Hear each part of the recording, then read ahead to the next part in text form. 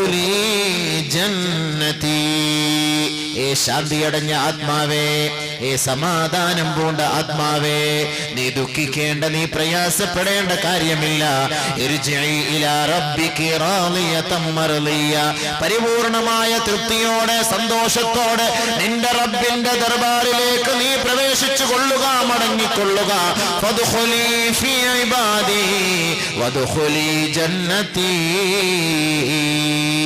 ഒരു പ്രയാസമില്ലാത്ത എന്റെ ഭവനത്തിൽ, ദുഃഖമില്ലാത്ത എന്റെ ഭവനത്തിൽ, അവിടെ ഒരു കലഹമില്ല, അവിടെ ഒരു മരണമില്ല, അവിടെ കൊടും ചൂടില്ല, അവിടെ കൊടുങ്കാറ്റില്ല, അവിടെ ആരെയും പേടിക്കേണ്ട, അവിടെ നീ അല്ലാഹുവിനെ അനുസരിക്കേണ്ട, നിന്നെ ആരെയും ദ്രോഹിക്കുകയുമില്ല, നീ ആരെയും ദ്രോഹിക്കുകയുമില്ല. അങ്ങനത്തെ ഒരു ഭവനമായ സ്വർഗീയ ആരാമത്തിലേക്ക് ശാന്തിയടഞ്ഞ ആത്മാവേ നീ പ്രവേശിച്ചു കൊള്ളുക എന്ന് അല്ലാഹു തആല ഏതൊരാത്മാവിനെ നോക്കിക്കൊണ്ട് പറയുന്നുവോ ആ ആത്മാവ് ആ നിലയിൽ സംസ്കരിക്കപ്പെടണമെങ്കിൽ പരിശുദ്ധമായ റമളാനിന്റെ നോമ്പ് നോൽക്കുക വേണം. അതിലൂടെ മാത്രമേ ആ റൂഹിനെ സംസ്കരിക്കപ്പെടുകയുള്ളൂ. അതുകൊണ്ട് ആ മാസമാണ് വരുന്ന റമളാനിന്റെ മാസം. അല്ലാഹു നമുക്ക് ആദരിക്കാനും ബഹുമാനിക്കാനും തൗഫീഖ് നൽകുമാറാകട്ടെ. ആ പരിശുദ്ധമായ റമളാനിനെ കുറിച്ചാണ് നമുക്കിന്നിവിടെ ചർച്ച. എന്തിനാണ് നോമ്പ്? എന്തിനാണ് റമളാൻ? റമളാൻ റമളാൻ എന്നൊക്കെ പറയുമ്പോൾ എല്ലാവരും റമളാനിന്റെ സമയമാകുമ്പോ ഒരു തിരക്കാണ് പള്ളിയിൽ. ഏത് നമസ്കാരമില്ലാത്ത ഒരു റമളാനിന്റെ സമയമാകുമ്പോ ഭയങ്കരമായ തയ്യാറെടുപ്പോട് പള്ളിയിൽ കാണും. 27-ാം രാവ് വരെ. 27 കഴിഞ്ഞു കഴിഞ്ഞാൽ പിന്നെ അവർക്ക് പെരുന്നാളായി. പിന്നെ ആലിമീങ്ങളൊന്നും ശവ്വാലിന്റെ മാസപ്പിറവി തീരുമാനിക്കണ്ട, ഇറച്ചിക്കച്ചവടക്കാരെ തീരുമാനിച്ച് വെട്ടാൻ തുടങ്ങും. അത് അവിടെ കണ്ടു പിറ, ഇവിടെ കണ്ടു പിറ, പരിപാടി അങ്ങ് കബൂലാക്കാൻ തുടങ്ങും. ബഹുമാനമുള്ള സുഹൃത്തുക്കളെ, എന്താണ് റമളാൻ? കഞ്ഞി കുടിക്കലോ, അല്ലെങ്കിൽ പയറ് കൊടുക്കലോ, കുറെ ഈത്തപ്പഴം തിന്നലോ, കുറെ ആളുകളെ വിളിച്ചു കൂട്ടിയിട്ട് ആഹാരം കൊടുക്കലോ, ഇതൊക്കെയാണോ റമളാൻ? എന്താണ് റമളാൻ? എന്തിനാണ് റമളാനിന് റമളാൻ എന്ന് പേര് വയ്ക്കപ്പെട്ടത്? റമളാന് റമളാൻ എന്ന് പേര് വരാൻ കാരണം പലതും ഉലമാക്കൾ പഠിപ്പിച്ചു തരുന്നു. അതെല്ലാം വിശാലമായി ചർച്ച ചെയ്യാൻ നമുക്ക് സമയമില്ല. അങ്ങനെ ചർച്ച ചെയ്താൽ നമ്മുടെ വിഷയം പൂർത്തീകരിക്കാൻ കഴിയില്ല. നാളെ നമ്മുടെ വിഷയം പശ്ചാത്താപം. അതുകൊണ്ട് റമളാനിന് റമളാൻ എന്ന് പേര് വെക്കാൻ കാരണം ലിഅന്നഹു യർമിളു ദുനൂബ്, പാവങ്ങൾ കൊഴിച്ചു കളയുന്ന മാസമാണ് റമളാൻ, കരിച്ചു കളയുന്ന മാസമാണ് റമളാൻ. പാവങ്ങളെ കരിച്ചു കളയും. ബഹുമാനമുള്ള സഹോദരങ്ങളെ, പാവങ്ങളെല്ലാം കരിക്കപ്പെടുന്ന മാസമാണ് റമളാൻ. റമളാൻ എന്ന് പറഞ്ഞാൽ തന്നെ അതിന്റെ അർത്ഥം തന്നെ എന്താണ്? കരിക്കുക. കൂടുതലും റമളാൻ മാസം വരുന്നത് ഭയങ്കരമായ ചൂടിന്റെ സമയത്താണ്. അതുകൊണ്ടാണ് അതിന് റമളാൻ എന്ന് പേര് വെക്കപ്പെട്ടത്. അതേപോലെ ചില സന്ദർഭങ്ങളിൽ വേനൽ കാലത്ത്, വേനലിന് ശേഷം ഭയങ്കരമായ മഴ പെയ്യും. ആ മഴയ്ക്ക് പറയപ്പെടുന്ന പേര് റംളാ എന്നാണ്. അതുകൊണ്ട് റമളാൻ എന്ന് പേര് വെക്കപ്പെട്ടു എന്ന് ഉലമാക്കൾ പഠിപ്പിക്കുന്നു. ആകെ മൊത്തത്തിൽ ചുരുക്കി പറഞ്ഞാൽ പാവങ്ങൾ കഴുകിക്കളയുകയും ഹൃദയത്തെ ശുദ്ധികലശം ചെയ്യുകയും ചെയ്യുന്ന മാസം, അതാണ് പരിശുദ്ധമായ റമളാനിന്റെ മാസം. അതുകൊണ്ടാണ് അല്ലാഹു സുബ്ഹാനഹു വ തആല റമളാനിനെ കുറിച്ച് ധാരാളം ശ്രേഷ്ഠതകൾ ഹദീസിലൂടെയും ഖുർആനിലൂടെയും അല്ലാഹു നമ്മളെ അറിയിക്കുകയുണ്ടായി.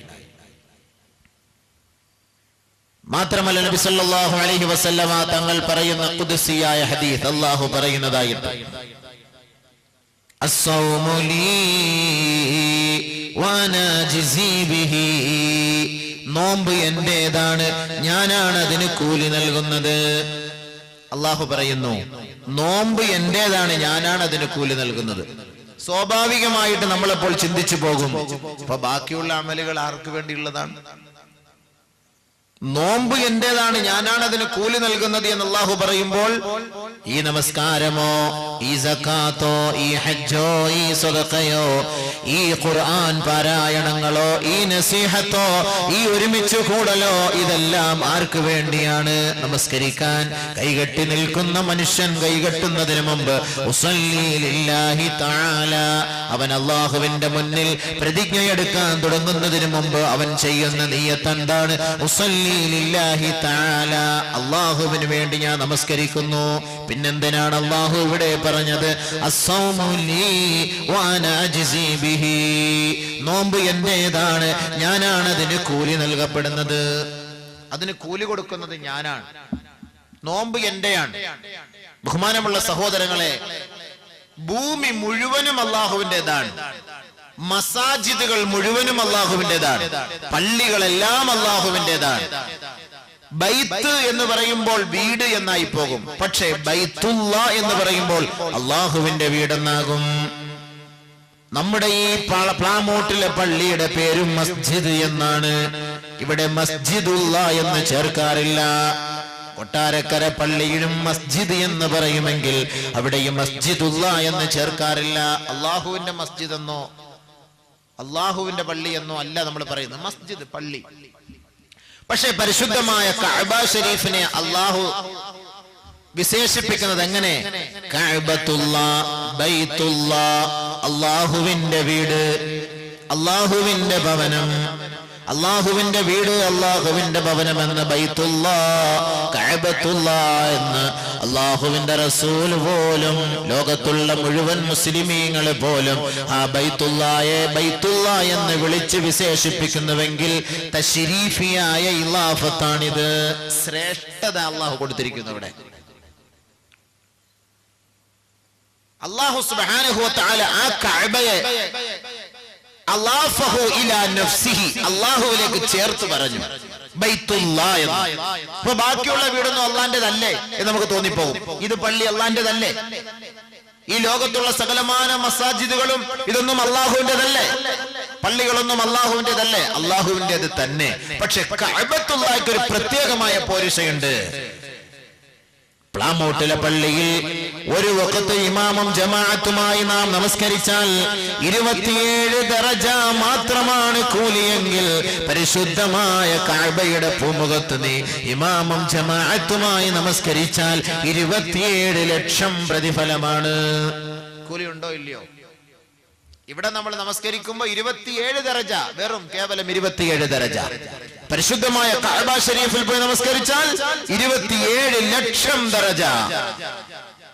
നമ്മുടെ ഈ നാട്ടിലെ പള്ളിയിൽ ഒരാൾ പോയിരുന്നു കൊണ്ട് ഒരു റക്അത്ത് നമസ്കരിച്ചാൽ 1 ദറജയാണ് അവന് കൂലി നൽകപ്പെടുന്നതെങ്കിൽ പരിശുദ്ധമായ കഅബ ഷരീഫിൽ പോയി 1 റക്അത്ത് നമസ്കരിച്ചാൽ 1 ലക്ഷം കൂലിയാണ് അവന് നൽകപ്പെടുന്നത്. പരിശുദ്ധമായ ഇവിടുത്തെ പള്ളികളിൽ ഒരു പ്രാവശ്യം ഒരാൾ പോയി ഖുർആൻ പാരായണം ചെയ്ത് പൂർത്തിയാക്കിയാൽ ഒരു ഖുർആൻ പൂർത്തീകരിച്ച ഖത്മ പൂർത്തീകരിച്ചതിന്റെ കൂലി മാത്രമാണെങ്കിൽ പരിശുദ്ധമായ കഅബ ഷരീഫിൽ പോയി ഒരാൾ ഒരു പ്രാവശ്യം ഖുർആൻ ഖത്മ ചെയ്താൽ 1 ലക്ഷം ഖുർആൻ പൂർത്തീകരിച്ചതിന്റെ സവാബാണ്. ഈ നാട്ടിലെ പള്ളിയിൽ ഒരാൾ നമസ്കാരം കഴിഞ്ഞൊരു സാധുവിനെ കണ്ട് 1 രൂപ കൊടുത്ത് സഹായിച്ചാൽ 1 രൂപയുടെ ദറജയാണ്, കൂലിയാണ് അവന് നൽകപ്പെടുന്നതെങ്കിൽ പരിശുദ്ധമായ കഅബയുടെ പൂമുഖത്തിരിക്കുന്നവർക്ക് 1 റിയാൽ നൽകി നീ സഹായിച്ചാൽ 1 ലക്ഷം റിയാലിന്റെ കൂലിയാണ് അല്ലാഹു അവിടെ നിനക്ക് വേണ്ടി എഴുതുന്നത്. ഒരു സുബ്ഹാനല്ലാഹ് നിന്റെ നാട്ടിലെ പള്ളിയിൽ നീ ചൊല്ലിയാൽ, നിന്റെ നാട്ടിൽ വെച്ച് നീ ചൊല്ലിയാൽ, ഒരു സുബ്ഹാനല്ലാഹ് ചൊല്ലിയതിന്റെ കൂലിയാണ് എഴുതപ്പെടുന്നതെങ്കിൽ പരിശുദ്ധമായ കഅബയുടെ പൂമുഖത്ത് പോയിട്ട് നീ ഒരു സുബ്ഹാനല്ലാഹ് ചൊല്ലിയാൽ 1 ലക്ഷം സുബ്ഹാനല്ലാഹ് ചൊല്ലിയതിന്റെ സവാബ് അല്ലാഹു എഴുതും. അപ്പൊ അല്ലാഹ്ക്ക് കൂടുതൽ ഇഷ്ടം ആ കഅബയോടാണ്, ബൈത്തുള്ള. അതുകൊണ്ട് അല്ലാഹു തആല ആ കഅബയെ കൂടുതൽ സ്നേഹിച്ചുകൊണ്ട്, ആ കഅബയെ കൂടുതൽ പോരിശ നൽകിക്കൊണ്ട്, കൂടുതൽ തശ്രീഫ് നൽകിക്കൊണ്ട് അല്ലാഹുവിലേക്ക് തശ്രീഫെ ഇലാഫ, ഇലാഫത്തു തശ്രീഫി, തശ്രീഫിന്റെ ഇലാഫ അല്ലാഹുവിലേക്ക് ചേർത്തുകൊണ്ട് പറഞ്ഞു. അതാണ് അല്ലാഹു പറഞ്ഞത് അസ്സൗമു ലീ വഅനാ അജ്സി ബിഹി. നോമ്പ് എനിക്കുള്ളതാണ്, ഞാനാണ് അതിന് കൂലി നൽകുന്നത്. അതല്ലാതെ ബാക്കിയുള്ള അമലും അള്ളാന്റേതല്ല എന്നല്ല അതിന്റെ അർത്ഥം. അങ്ങനെ ആരും ധരിച്ചു പോകരുത്. എല്ലാ അമലും അള്ളാഹുവിനുള്ളതാണ്. പരിശുദ്ധ റമളാനിനെ കുറിച്ച്, നോമ്പിനെ കുറിച്ച് അല്ലാഹു സുബ്ഹാനഹു വ തആല ഖുർആനിൽ ഇറക്കിയ ഒരായത്ത്. ആ ആയത്താണ് നമുക്കിന്ന് ഇവിടെ ചർച്ചാ വിഷയം. യാ അയ്യുഹല്ലദീന ആമനൂ കുതിബ അലൈക്കുമുസ് സിയാമു കമാ കുതിബ അലല്ലദീന മിൻ ഖബ്ലികും ലഅല്ലകും തത്തഖൂൻ. അല്ലാഹു സുബ്ഹാനഹു വ തആല റമളാനിനെ കുറിച്ച് പറഞ്ഞ ഒരായത്ത്. യാ അയ്യുഹല്ലദീന ആമനൂ, ഏ സത്യവിശ്വാസികളെ, കുതിബ അലൈക്കുമുസ് സിയാം, നിങ്ങളുടെ മേൽ നോമ്പ് നിർബന്ധമാക്കപ്പെട്ടിരിക്കുകയാണ്. കമാ കുതിബ അലല്ലദീന മിൻ ഖബ്ലികും, നിങ്ങൾക്ക് മുമ്പുള്ള സമുദായത്തിന്റെ മേൽ നോമ്പ് വ്രതം നിർബന്ധമാക്കപ്പെട്ടതുപോലെ ഏ സത്യവിശ്വാസികളെ, വിശ്വാസിനികളെ, നിങ്ങളുടെ മേലും നോമ്പ് നിർബന്ധമാക്കപ്പെട്ടിരിക്കുകയാണ്. എന്തിന്? അവിടെയാണ് ചോദ്യത്തിന് മറുപടി നൽകേണ്ടത്. എന്തിനാണ് അള്ളാഹു നോമ്പ് നിർബന്ധമാക്കിയത്? ഈത്തപ്പഴം തിന്നാനോ, കഞ്ഞി കുടിക്കാനോ, പയറ് തിന്നാനോ, പള്ളിയിൽ വന്ന് അടിയും വഴക്കം ഉണ്ടാക്കാനോ, ബഹളം ഉണ്ടാക്കാനോ? എന്തിനാണ് നോമ്പ്? റമളാനിന്റെ നോമ്പ് എന്തിന്? മറുപടി നിങ്ങൾ പറയും. അള്ളാഹു ചോദിക്കുന്നു ഇവിടെ, ഏ സത്യവിശ്വാസികളെ, സത്യവിശ്വാസിനികളെ, നിങ്ങളുടെ മുമ്പുള്ള സമുദായത്തിന്റെ മേൽ നാം നോമ്പ് നിർബന്ധമാക്കിയതുപോലെ നിങ്ങളുടെ മേലും നോമ്പ് നിർബന്ധമാക്കപ്പെട്ടിരിക്കുകയാണ്. എന്തിന്? അതിന് അള്ളാഹു തന്നെ മറുപടി നൽകുന്നു. ഇവിടെ നോമ്പ് പിടിച്ചാൽ നിങ്ങൾക്ക് ഞാൻ സ്വർഗം തരാമെന്ന് അള്ളാഹുവിടെ വാഗ്ദാനം ചെയ്തിട്ടില്ല ഈ ആയത്തിലൂടെ. എങ്കിൽ നിങ്ങൾ പറയണം. ആലിമ്യങ്ങൾ ഇരിപ്പുണ്ട് ഇവിടെ. ഈ ആയത്തിലൂടെ അള്ളാഹു സുബ്ഹാനഹു വ തആല നിങ്ങൾ നോമ്പ് പിടിച്ചാൽ നിങ്ങൾക്ക് ഞാൻ സ്വർഗം തരാം, നിങ്ങൾ നോമ്പ് പിടിച്ചാൽ നരകത്തിൽ നിന്ന് നിങ്ങൾക്ക് ഞാൻ മോചനം നൽകാം എന്ന് അള്ളാഹു സുബ്ഹാനഹു വ തആല ഇവിടെ പറഞ്ഞിട്ടില്ല. നിങ്ങൾക്ക് ഞാൻ കൂലി കൂട്ടിത്തരാം, നിങ്ങൾക്ക് ഞാൻ പദവി കൂട്ടിത്തരാം, നിങ്ങൾക്ക് ഞാൻ ഒരുപാട് നോമ്പ് വെച്ചതിന്റെ സവാബ് തരാം, ഇതൊന്നും അല്ലാഹു സുബ്ഹാനഹു തആല ഇവിടെ പറഞ്ഞില്ല. യാ അയ്യുഹല്ലദീന ആമനു, ഏ സത്യവിശ്വാസികളെ, കുതിബ അലൈക്കുമുസ് സിയാം, നോമ്പ് നിങ്ങളുടെ മേൽ നിർബന്ധമാക്കപ്പെട്ടിരിക്കുന്നു. കമാ കുതിബ അലല്ലദീന മിൻ ഖബ്ലികും, നിങ്ങൾക്ക് മുമ്പുള്ള സമുദായത്തിന്റെ മേൽ നിർബന്ധമാക്കപ്പെട്ടതുപോലെ നിങ്ങളുടെ മേലും നോമ്പ് നിർബന്ധമാക്കപ്പെട്ടിരിക്കുന്നു. എന്തിന്? ആ ചോദ്യത്തിന് മറുപടിയാണ് നമ്മൾ കണ്ടെത്തേണ്ടത്. സഹോദരങ്ങളെ, മുസ്ലിമീങ്ങളെ, സഹോദരിമാരെ, റമളാനിനെ പ്രതീക്ഷിച്ചിരിക്കുന്നവരെ, റമളാനിന്റെ നോമ്പിനെ ആഗ്രഹിച്ചിരിക്കുന്നവരെ, ആ റമളാനിന്റെ നോമ്പ് വരവേൽക്കുന്നതിന് വേണ്ടി വീടും പരിസരവും ഒക്കെ വൃത്തിയായി ശ്രദ്ധിച്ച് ആ ഭാഗങ്ങളൊക്കെ ശുദ്ധികലശം നടത്തിക്കൊണ്ടിരിക്കുന്നവരെ, എന്തിനാണ് നോമ്പ്, എന്തിനാണ് നോമ്പ് എന്നതിനെ കുറിച്ച് അല്പം ഒന്ന് ചിന്തിക്കും. അതാണ് നമ്മുടെ വിഷയം. അള്ളാഹു തന്നെ പറയുന്നു മറുപടി. ലഅല്ലകും തത്തഖൂൻ,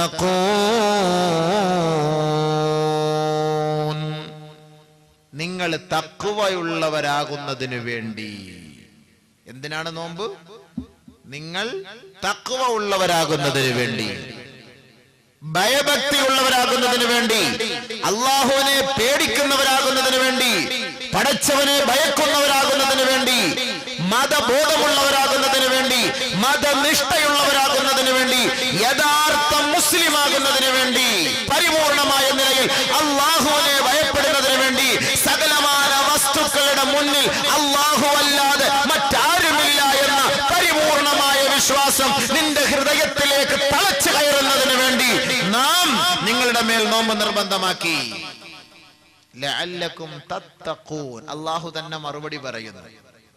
ഈ ആയത്തിൽ എവിടെയാണ് നിങ്ങൾ നോമ്പ് പിടി, നിങ്ങൾക്ക് ഞാൻ സ്വർഗം നൽകാം, നോമ്പ് പിടി, നിങ്ങൾക്ക് ഞാൻ നരകമോചനം നൽകാം, എവിടെയാണ് അള്ളാഹു പറഞ്ഞത്? ഇല്ല.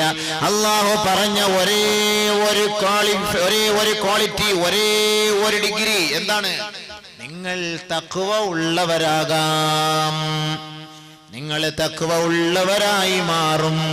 അള്ളാന്റെ അടുക്കൽ നിങ്ങൾ മുത്തഖീങ്ങളായി മാറിയാൽ പടച്ചവൻ നിങ്ങളെ ഇഷ്ടപ്പെടും. അതുകൊണ്ട് തഖ്വ ഉണ്ടാക്കിയെടുക്കാൻ ഒരേ ഒരു പരിഹാരം, അത് റമളാനിന്റെ നോമ്പാണ്. വേറെ ഒന്നുമില്ല. പരിഹാരം. ഇവിടെ ഖുർആൻ ഓത് അല്ലെങ്കിൽ ഖുർആൻ ഓത് അല്ലെങ്കിൽ നിങ്ങൾ നമസ്കരിക്ക്, നിങ്ങൾ തഖ്വ ഉള്ളവരായേക്കാം എന്ന് അള്ളാഹു ഇവിടെ പറഞ്ഞില്ല. നിങ്ങൾ നമസ്കരിക്കിൻ. അള്ളാഹു നമസ്കാരത്തെ കുറിച്ച് നിങ്ങൾ നമസ്കാരം നിലനിർത്തി, സക്കാത്ത് കൊടുക്കിൻ. നമസ്കാരം നിലനിർത്തി സക്കാത്ത് കൊടുക്കുക എന്നൊക്കെയാണ് അള്ളാഹു പറഞ്ഞത്. എന്നിട്ട് അള്ളാഹു പറഞ്ഞു, ഇന്ന സ്വലാത തൻഹാ അനിൽ ഫഹ്ശാഇ വൽ മുൻകർ. നീചവും നികൃഷ്ടവുമായ സകലമാന പ്രവർത്തനങ്ങളിൽ നിന്നും നമസ്കാരം തടുത്തു നിർത്തും. ഒരു മനുഷ്യൻ നമസ്കരിക്കുന്നു, അവനിൽ നീചമായ നികൃഷ്ടമായ സ്വഭാവം വിട്ടുമാറുന്നില്ല എങ്കിൽ, സഹോദര സഹോദരി, നീ ഓർത്തോ, നിന്റെ നമസ്കാരം ഖബൂലിയത്തിലെത്തിയിട്ടില്ല. ഒരാള് നിസ്കരിക്കുന്നു, മണിച്ചം പാട്ടടിക്കുന്നു, ഒരാള് നിസ്കരിക്കുന്നു, പലിശ വാങ്ങുന്നു, ഒരാള് നിസ്കരിക്കുന്നു, കള്ളം പറയുന്നു, ഒരാൾ നമസ്കരിക്കുന്നു, തെള്ളുന്നു. ഇന്ന് ജുമായുടെ ദിവസം, പരിശുദ്ധമായ ജുമായുടെ ദിവസം കളഞ്ഞിട്ട് മമ്മൂട്ടിയുടെ വലിയ പടം കാണുന്നതിന് വേണ്ടി മുസ്ലിം സഹോദരങ്ങൾ ജുമായുടെ നമസ്കാരം പോലും മാറ്റിവെച്ചിട്ട് ചൂടോടുകൂടി റിലീസ് പടം കാണാൻ നമ്മുടെ യുവാക്കൾ തിരക്ക് കൂട്ടുന്നു കൊല്ലം ടൗണിൽ. അപ്പൊ അവന്റെ ലക്ഷ്യം എന്താ? അവൻ എന്തിനു നിസ്കരിക്കണം? അവനും മമ്മൂട്ടിയും അവനും മോഹൻലാലും തമ്മിൽ എന്താ വ്യത്യാസം? മോഹൻലാലിന്റെ സുന്നത്ത് കഴിച്ചിട്ടില്ല, ഇവന്റെ സുന്നത്ത് കല്യാണം നടന്നു, അത്രേ ഉള്ളു വ്യത്യാസം. വേറെ വ്യത്യാസമൊന്നുമില്ല. വേറെ എന്താ വ്യത്യാസം? ജുമാ നമസ്കാരത്തിന് താല്പര്യമില്ല, ജുമാ നമസ്കാരത്തിന് താല്പര്യമില്ല. ശരിയാണ്, നമ്മുടെ കുഞ്ഞുമക്കൾ മദ്രസയിലേക്ക് കാലെടുത്ത് വെച്ച കാലഘട്ടത്തിൽ കുഞ്ഞുമക്കൾ ബാലപാഠം പഠിക്കാൻ, അലിഫ് ബാ താ പഠിക്കാൻ മദ്രസയിലേക്ക് കാലെടുത്ത് വെച്ചപ്പോൾ അവൻ പഠിച്ച വാക്കാണ്, ആരാധനക്കർഹൻ അല്ലാഹു അല്ലാതെ മറ്റാരുമില്ല, ആരാധ്യൻ അല്ലാഹുവാണെന്ന് പഠിച്ച പാരമ്പര്യത്തിന്റെ ഉടമകളായ മുസ്ലിം സഹോദരന്മാരും സഹോദരിമാരും അവരിലൂടെ അല്ലാഹു തആല അവരുടെ ശാരീരിക ബന്ധത്തിലൂടെ അവർക്ക് നൽകിയ കുഞ്ഞുമക്കൾ ഇന്ന് സിനിമ നടീനടന്മാരാണ്.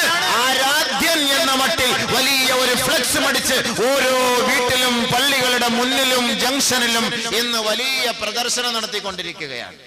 ആൾ Kerala Mammootty fans association, Mohanlal fans association. ആരാധ്യൻ ആരാണ്? മമ്മൂട്ടി. ആരാധ്യൻ ആരാണ്? മോഹൻലാൽ. അപ്പൊ ആരാധ്യനെയാണ് ആരാധിക്കേണ്ടത്. മമ്മൂട്ടി ആരാധിക്കുന്നവർ ജുമാ നമസ്കാരം ഒഴിവാക്കിയിട്ട് അങ്ങോട്ട് ആരാധിക്കാൻ പോയി, കുഴപ്പമില്ല. അള്ളാഹുവിനെ ആരാധിക്കേണ്ടവർ, അവനാണ് ആരാധന എന്ന് വിശ്വസിച്ചവർ, ജുമാ നമസ്കാരമാണ് ഞങ്ങൾക്ക് വലുത്. വഈദുൽ മുഅ്മിനീൻ, ജുമാ നമസ്കാരം വിശ്വാസികളുടെ പരിശുദ്ധമായ ദിവസമാണ്, പെരുന്നാളിന്റെ ദിവസമാണ്, സ്വർഗത്തെ സൃഷ്ടിച്ച ദിവസമാണ്. ആ പുണ്യമായ ദിവസത്തിൽ കൂടുതൽ കൂടുതൽ നന്മകളും റഹ്മത്തുകളും ചൊരിഞ്ഞു തരുന്ന മാസമാണ്. അതുകൊണ്ട് ഞങ്ങൾക്ക് ആ ദിവസത്തിൽ ആ പരിശുദ്ധമായ പകലിൽ ഞങ്ങൾക്ക് സിനിമയേക്കാൾ വിനോദങ്ങളെക്കാൾ വലുത് ഇബാദത്താണ് എന്ന് കരുതിയവർ അല്ലാഹു സുബ്ഹാനഹു വ തആല പുണ്യമായ സ്ഥലം അവിടെ നിർണയിച്ചു വെച്ചിട്ടുണ്ട്. ബഹുമാനമുള്ള സഹോദരങ്ങളെ, അതാണ് നിങ്ങൾക്ക് നമസ്കാരം, നിങ്ങൾക്ക് തഖ്വ ഉണ്ടാക്കിയെടുക്കാൻ കഴിയില്ല. തഖ്വ ഉള്ളവരുടെ ജോലിയാണ് നമസ്കാരം, മനസ്സിലാക്കണം. തഖ്വ ഉള്ളവന്റെ ജോലിയാണ് നമസ്കാരം. തഖ്വ ഇല്ലാത്തവൻ നമസ്കരിക്കൂല. തഖ്വ ഉള്ളവൻ ജുമാ നമസ്കാരം കളഞ്ഞിട്ട് സിനിമ കാണാൻ പോകുമോ സുഹൃത്തുക്കളെ? തഖ്വ ഉള്ള പെണ്ണോ ആണോ മഗ്രിബിന്റെ സമയമാകുമ്പോൾ, മഗ്രിബിന്റെ പരിശുദ്ധമായ സമയം, പുണ്യമേറിയ സമയം, വളരെ കുറഞ്ഞ സമയം, ആ സമയം കളഞ്ഞിട്ട് സിനിമ, TV, സീരിയൽ ഓണാക്കി വെച്ച് കണ്ടുകൊണ്ടിരിക്കുമോ? ആലോചിക്കും, നിങ്ങൾ ആലോചിക്കും. അപ്പൊ അതിന്റെ അർത്ഥം എന്താ? നമസ്കരിക്കുന്നു, പക്ഷെ നീചവും നികൃഷ്ടവുമായ കാര്യം അവന്റെ ജീവിതത്തിൽ നിന്ന് മാറുന്നില്ല. മനസ്സിലാക്കിക്കോ മോനെ, നിന്റെ നിസ്കാരം ശരിയായിട്ടില്ല, മോളെ നിന്റെ നിസ്കാരം ശരിയായിട്ടില്ല. വെറുതെ നീ നിസ്കരിക്കുന്നു എന്നർത്ഥം. നമസ്കരിച്ചാൽ നീചവും നികൃഷ്ടവുമായ സകലമാന കാര്യങ്ങൾ നിങ്ങളിൽ നിന്ന് മാറിപ്പോകണം. അതുകൊണ്ട് നമസ്കാരം എന്ന് പറയുന്നത് മുത്തഖീങ്ങളുടെ അടയാളമാണ്. നമസ്കാരക്കാർ, തഖ്വ ഉള്ളവൻ നമസ്കരിക്കുന്നു, അവൻ അല്ലാഹുവിനെ ഭയപ്പെട്ട് നമസ്കരിക്കുന്നു. കൈ കെട്ടുമ്പോൾ തന്നെ അവന് പേടിയുണ്ടാകും. നമ്മൾ നിസ്കരിക്കുമ്പോൾ എന്താ പേടി? 4 മണി വിട്ടിട്ട് അസ്ർ നിസ്കരിക്കാൻ വന്ന ചിന്ത എന്തായിരിക്കും? ആ പെണ്ണിന്റെ ചുരിദാറിന്റെ മുഴുവൻ നിറവും ആ കളറും അളവും ഒക്കെ നമ്മുടെ മനസ്സിൽ അല്ലാഹു അക്ബർ എന്ന് പറയുമ്പോൾ തെളിഞ്ഞു വരുന്നത്. സ്വസ്ഥമായിട്ടിരുന്ന് ആലോചിക്കാൻ പറ്റിയ 10 മിനിറ്റ് സമയം നമസ്കാരം. ജുമാ നിസ്കരിക്കാൻ വേണ്ടി നമ്മുടെ അണ്ണന്മാര്, കാക്കാമാര് എല്ലാവരും വരും പള്ളിയിൽ. ജുമാ നിസ്കാരം നല്ല സമയം, നല്ല ഫാൻ, വിശാലമായ ഫാനൊക്കെ ഇട്ടിട്ടുണ്ട്. എല്ലാവരും ഇരുന്ന് ഉസ്താദ് ഇങ്ങനെ നീട്ടിപ്പിടിച്ച് വലിയ ഖുതുബായും പ്രഭാഷണം നടത്തിക്കൊണ്ടിരിക്കും. ഇവരിങ്ങനെ ഉസ്താദ് പറയുന്ന എല്ലാം ശരിയാണ്, എല്ലാം കറക്റ്റാണ്. എന്ത് കാര്യ ഉസ്താദ് പറയുന്നേ. ശരിയാ ഉസ്താദ്, ശരിയാ ഉസ്താദ്, എല്ലാം പറഞ്ഞു. അവസാനം എഴുന്നേക്കുന്ന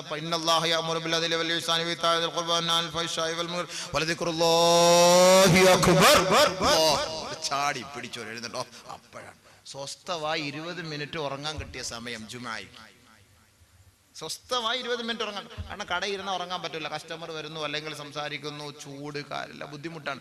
ആരുടെ ശല്യമില്ല. പള്ളിയിലാകുമ്പോൾ ആരും സംസാരിക്കാൻ വരുമല്ലോ. സ്വസ്ഥമായി മൊബൈലൊക്കെ ഓഫാക്കി വെച്ചിട്ട് പള്ളിയിലിരുന്ന് അരമണിക്കൂർ ഉറങ്ങാൻ പറ്റിയ നല്ല സമയം. നോക്കിക്കോളൂ നിങ്ങൾ. ജുമായ്ക്ക് അടുത്ത ജുമായ്ക്ക് വരുമ്പോൾ നോക്കിക്കോളൂ എത്ര പേരാ ദിക്റിൽ മുനാജാത്തിൽ നേരെ അള്ളാഹുമായിട്ട് അണ്ടർഗ്രൗണ്ടിലൂടെ അള്ളാഹുമായിട്ടുള്ള ബന്ധമാണ്. ഉസ്താദ് ഇവിടെ നീട്ടിപ്പിടിച്ച് വലിയ പ്രഭാഷണം. സുഹൃത്തുക്കളെ, സഹോദരന്മാരെ, നമസ്കാരക്കാരന്റെ ചിന്ത അങ്ങനെയാണോ? أن علي رضي الله تعالى عنه علي رضي الله تعالى عنه إذا أراد القيام في الصلاة നമസ്കാരത്തിലേക്ക് നിൽക്കാൻ ഉദ്ദേശിച്ചു കഴിഞ്ഞാൽ, നമസ്കാരത്തിലേക്ക് നിൽക്കാൻ ഉദ്ദേശിച്ചാൽ മതി. യതസൽസലു വയതലവ്വനു വജ്ഹുഹു. ബഹുമാനപ്പെട്ട അലി റളിയല്ലാഹു അൻഹുവിന്റെ നിറം മാറിപ്പോകും, മുഖം വിവർണമായി പോകും. വഖീല ലഹു, ഇത് കണ്ടുകൊണ്ട് അദ്ദേഹത്തോട് ചോദിക്കുകയാണ്, മാലക യാ അമീറൽ മുഅ്മിനീൻ, യേ അമീറുൽ മുഅ്മിനീനെ, അങ്ങേക്ക് എന്ത് സംഭവിച്ചു പോയി? അങ്ങ് ധീരനാണല്ലോ, എത്രയോ പേരെ കീഴ്പ്പെടുത്തുന്ന വ്യക്തിയാണല്ലോ, അങ്ങ് ശക്തിയുള്ളവനാണല്ലോ, അങ്ങ് ധൈര്യവും ചങ്കൂറ്റവും ഉള്ളവനാണല്ലോ. എന്തേ മഹാനവറുകളെ, അമീറുൽ മുഅ്മിനീനെ, അങ്ങ് നമസ്കരിക്കാൻ കൈകെട്ടിയപ്പോൾ അങ്ങയുടെ നിറം മാറിപ്പോയത് എന്തേ? അതിന്റെ കാരണം? ഉടനെ അലി റളിയല്ലാഹു തആല അൻഹു പറഞ്ഞു, ജാഅ വഖ്തു അമാന. അമാനത്തിന്റെ സമയമെത്തി.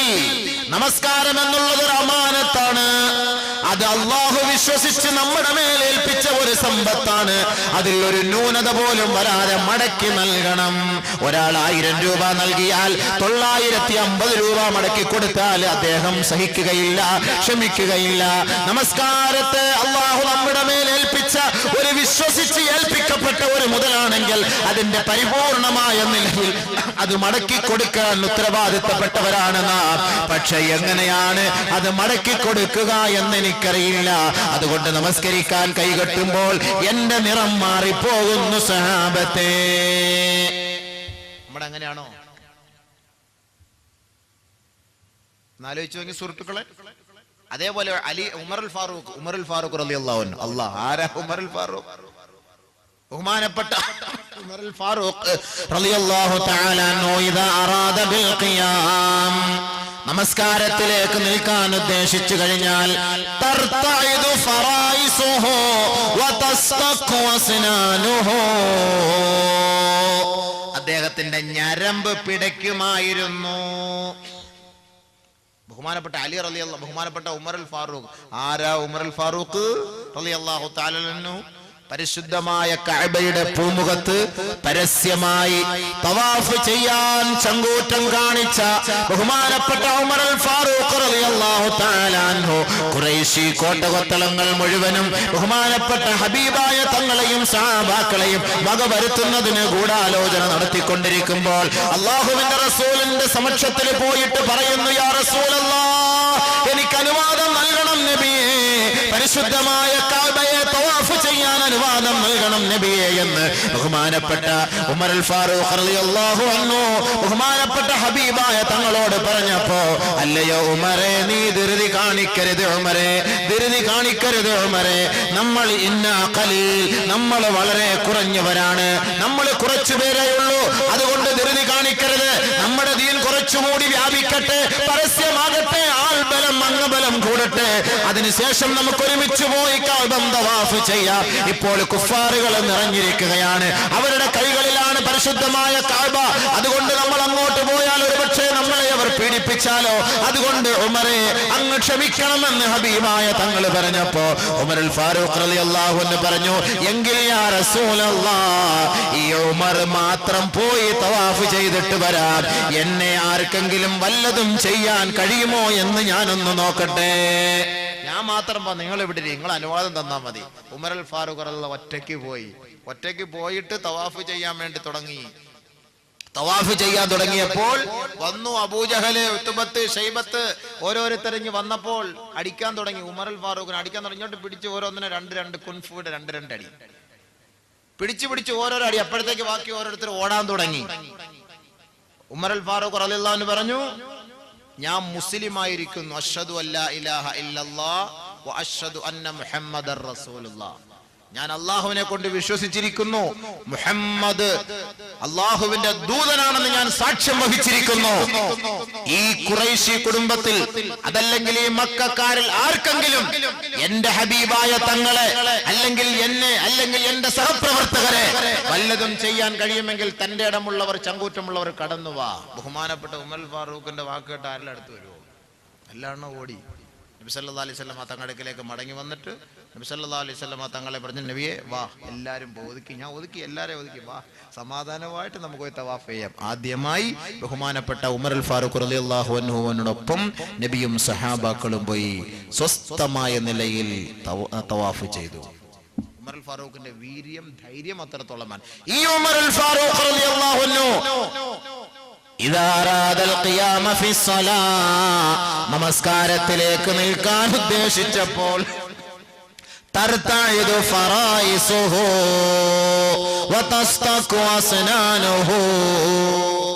അദ്ദേഹത്തിന്റെ പല്ല് കൂട്ടിയിടിക്കാൻ തുടങ്ങി.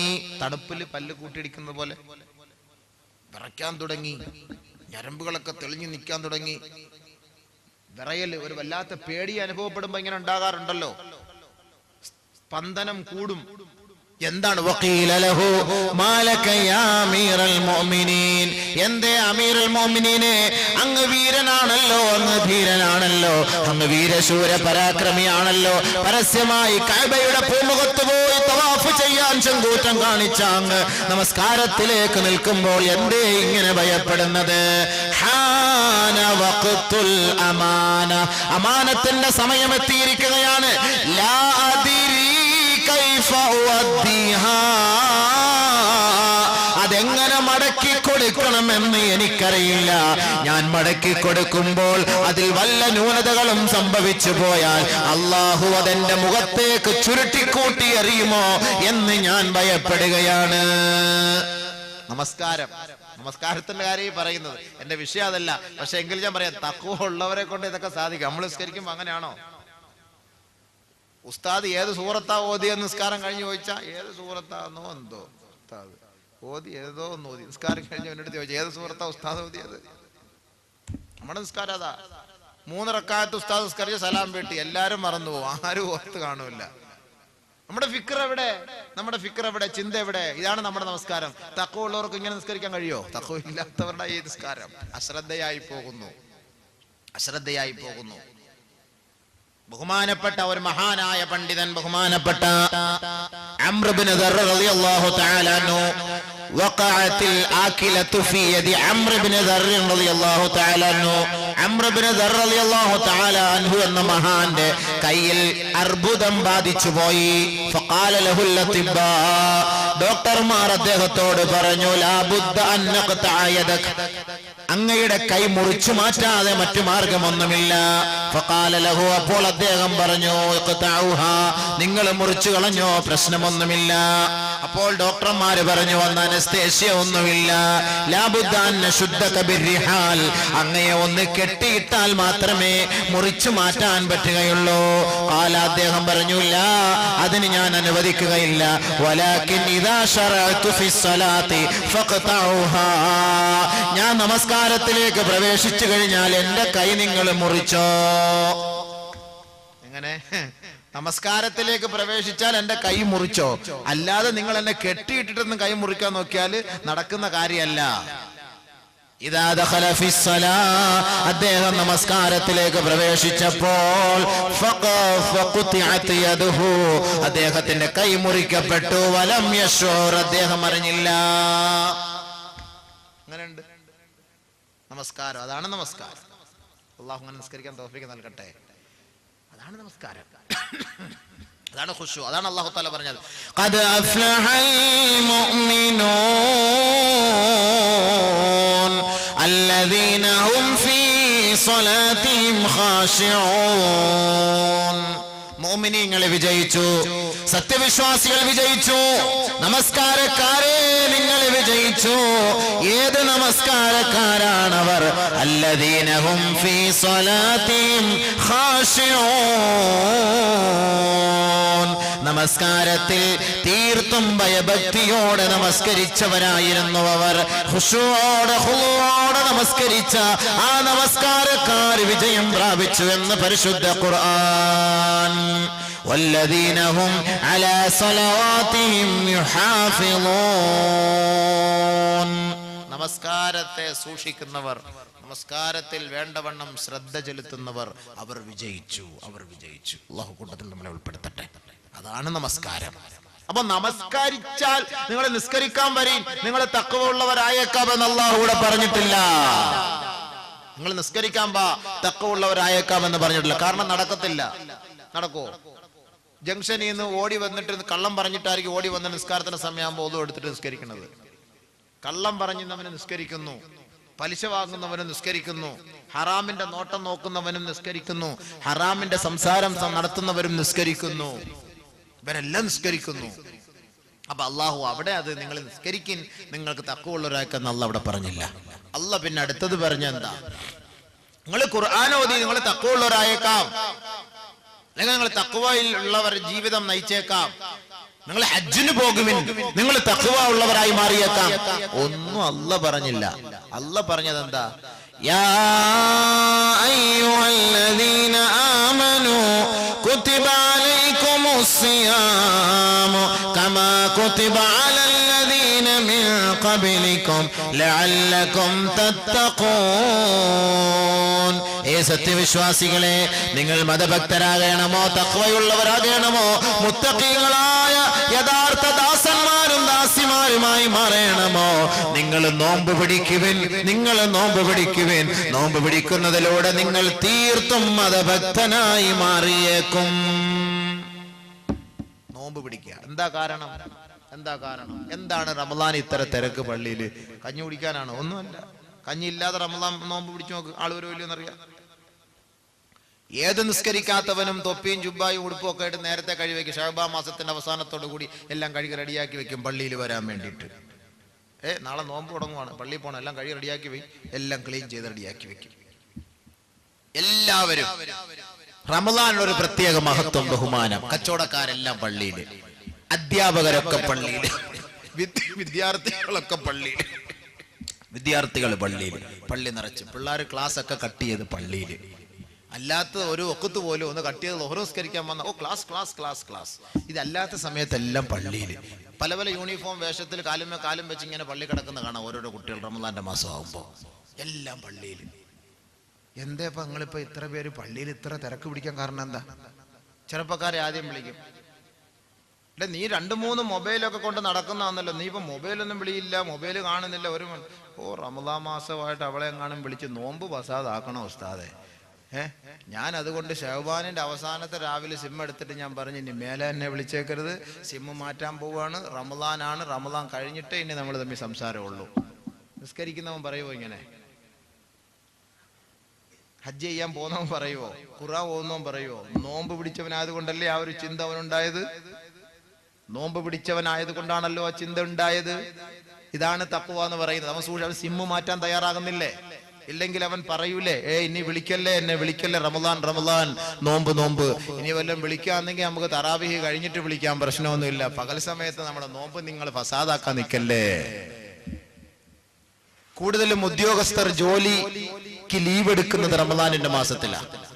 എന്താ സാറേ, നിങ്ങൾക്ക് മാസത്തിൽ ഒരു വർഷത്തിൽ എത്ര ലീവുണ്ട്? ഉസ്താദ, ഞാൻ ആവശ്യത്തിന് എടുക്കൂല. കാരണം റമദാനിന്റെ മാസത്തിൽ എനിക്ക് ഓഫീസിൽ കിടന്ന് അവന് അതിന് കൂട്ടി നിൽക്കാനും ഇതിന് കൂട്ടി നിൽക്കാനും കൈക്കൂലി വാങ്ങാനും കൊടുപ്പിക്കാനും എഴുതാനും, ഓരോ പെണ്ണുങ്ങൾ സാരിയൊക്കെ കൊടുത്തോണ്ട് വന്ന് കണ്ട നമ്മുടെ നോമ്പ് ഫസാദായി പോകും. അതിനേക്കാളും നല്ലത് നമുക്ക് റമദാനിൽ ഒരു 30 ദിവസം നമ്മുടെ ലീവ് എടുത്തു കഴിഞ്ഞാൽ അൽഹംദുലില്ലാ പള്ളിയായിട്ട് കഴിഞ്ഞുകൂടാം. നിസ്കാരമുള്ള ഉദ്യോഗസ്ഥനായിരിക്കും.